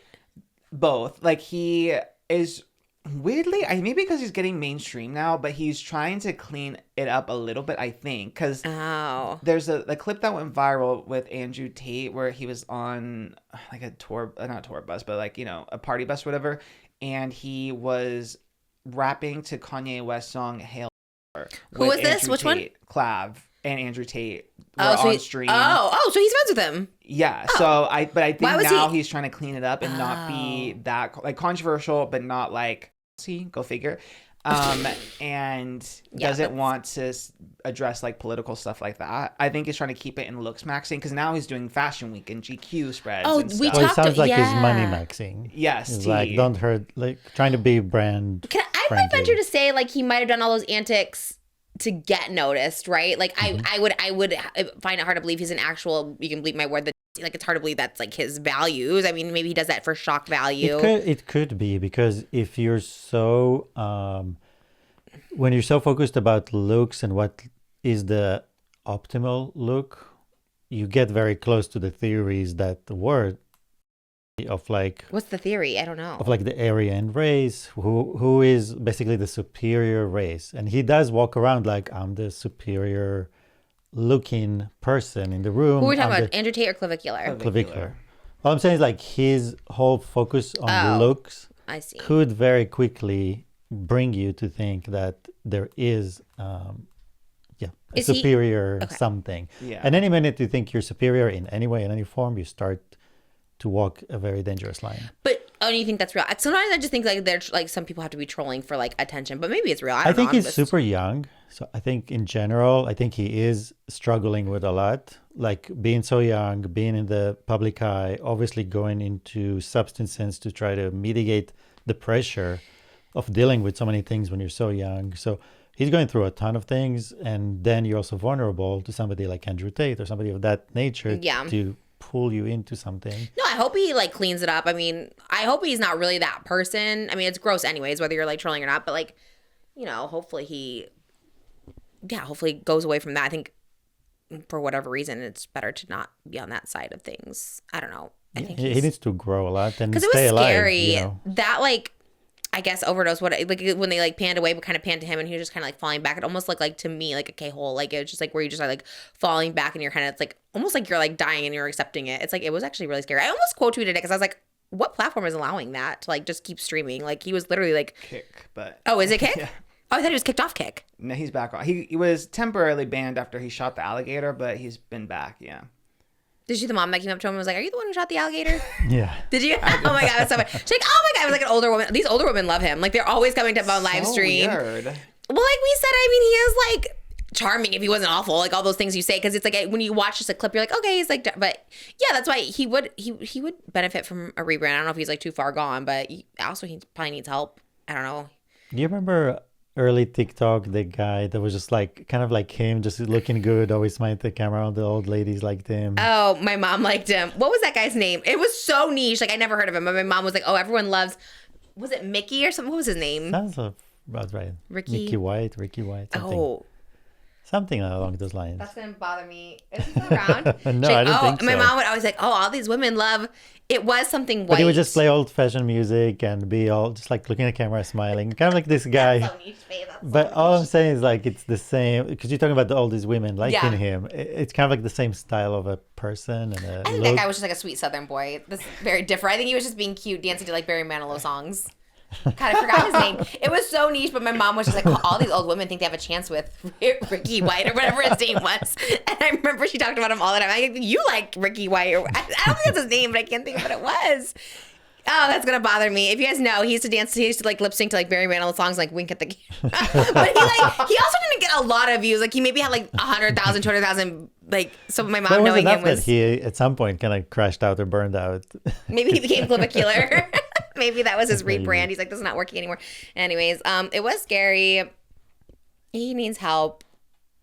But he's also getting fashion. He's like literally like the only person who gets to like walk a fashion runway and be like just absolutely diabolical. It is crazy. Yeah, I really don't understand it. It's weird too because like in the interview with 60 Minutes, like he I thought he would be dumb, or he is still kind of dumb, like the way he talks about things, like about medicine and like, you know, the smashing his face with a hammer and stuff. But he is kind of smart-ish too, I so think it's so, really too. weird. It's I really Well, weird. you have to be to run a company like he That's does, and true. so many employees and so much money coming in. I think even to be dumb like that, to be like the face smashing of it all, I think is taking some sort of smarts. Like, yes, I know what you mean. Like, there's certain things, like me, even when I play dumb, like there's certain things that I was actually just dumb by. Like, sometimes you're just dumb. But sometimes, like, knowing, obviously, like the face smashing with the hammer, like, he knows it sounds crazy, right? Like, everyone knows it sounds crazy, but like, I guess smart because everyone's talking about us. Look at us talking about it. This is like not our sphere at all. And like, he is huge. And I see him everywhere now. I'm yeah, like, he is everywhere now. It is crazy. but the antics just keep getting nuts and nuts. But I know. We would be his worst nightmare though, because he says like the worst thing you could be is like fat. Basically, he's like the biggest advice. He's because the interviewer asked him like, hey, like what's the biggest thing in your opinion that people need to do? And he's like lean max. Like the worst. Like you can't see any of the definition in your face if you're walking around with pudge and lard on your body. Like my God. I lean max and now you can see my cheekbones. wow. So he's like, you can never be attractive if you don't lean max. And I was like, I mean, he told Harry Daniels he needs to. I know, poor Harry Daniels. But Harry Daniels like, he ate, period. Yes. Well, yes. I'm like, he's skinny. And also Harry Daniels is the one that set up Clavicular and Wojcicki, which is the Oh, craziest my- plot twist imaginable. Yeah. All of it's That's a mess. crazy. This is one that needs God, as Wojcicki will say. You know how they all turn to God? But by the grace of God, the Katy Perry. Yeah. Yes. They Stream need to Grace play of God, that. the Katy Perry, need to play that clavicular. song. It Yes. is insane that Wojcicki seems like the most reasonable person in that room. Well, she seems right. I think she was problematic, but I think she has changed. She's giving me growth. She's giving me change because she was a little. She says some problematic things, or she Yes. still does. I don't know Or was. what the recency is of. Well, she hangs out with Harry Daniels, so A lot of people hang out with Harry Daniels. Harry Daniels hangs out with a lot of people. Let's say that part is very true. He was at Coachella singing everyone. Everybody. All of it's a mess. Did you see that random to go back to Coachella, but that killed me? The one that with him and Emma Roberts when he sang to Emma Roberts, and she's like, "Everyone's been mean to you this Coachella. Come here, baby." And she hugs. What were they? She's like, "Everyone's been mean to you. I don't like it. Come here, Wait, baby." what were they being mean to him? I didn't There know. were probably a few people that just kept walking. Yeah. Oh, like you just ignore him. Yeah. Emma Roberts is funny. She's another one who like gives me like she's probably a but we like her, right? She seems mean, but also like we love that about her. Like we expect her to just stomp on our faces. That is too funny. What a week it's been. Coachella, clavicular, Colleen. Alix. Oh my Alex. God, Cooper. Just lots of C's. It's just really week from hell. But it's going to be the weekend from heaven because Oscar and me and Moses will be appearing at the Coachella main stage in the front. We'll be at the VIP against the white wall as Tiana was describing. There's a white wall and everyone's like caving in. I'm like, what is happening in there? Moses will be making sure he doesn't get pinned by Jay-Z's bodyguards. We'll all be next to him. I expect an apology. That is crazy. You're the original Coachella security influencer scandal. You're the original little Yeah. girl that chaperones bodyguard. Yeah. Did not yell at. I know. That was it. Oh my God, that The was so hot soccer topic. player, Soccer players like, yes. oop. Shouldn't have done that. Weeks later, after the hate train has like kind of subsided, girl, you should have said that when everyone was coming on her. Yeah, you're the one who started it. Your wife responded to her response saying she was wrong. He's actually just kidding. I take it back. What? Poor thing. Wild. All right, you guys. Well, this was fun. I missed it. It's been a while. It's been like 5 or 6 days. And a lot has happened. A lot. I love when a lot has happened in like just a fun, messy, cute way. Minus the overdose. That's kind of scary. But he's alive, so that's good. And the drugging of children, but yeah. And the dragging of children. The drugging of children. I mean, that's the worst, in my opinion. I don't know if that's your own, too. And writing a song. Yeah. Okay. Okay, we started again. Sometimes we cancel the right people. Sometimes. Okay. Well, just, you know, growth and change if you can. Oh, man. We love you guys. And Oscar, good luck today. Thanks. Music video superstar. I'm so happy for you. I'm like, that's kind of everything. It's very everything. All right, guys. Love you. Thanks for being here. Subscribe to our Patreon, patreon.com/AskTrish. Pre-order my memoir today. Check out Oscar Gracie Vlogs, and Moses at Moses Cooking Videos. We love you, and we'll see you guys in the next one to recap another Coachella weekend. Or not, if you don't care. Let us know. All right, bye.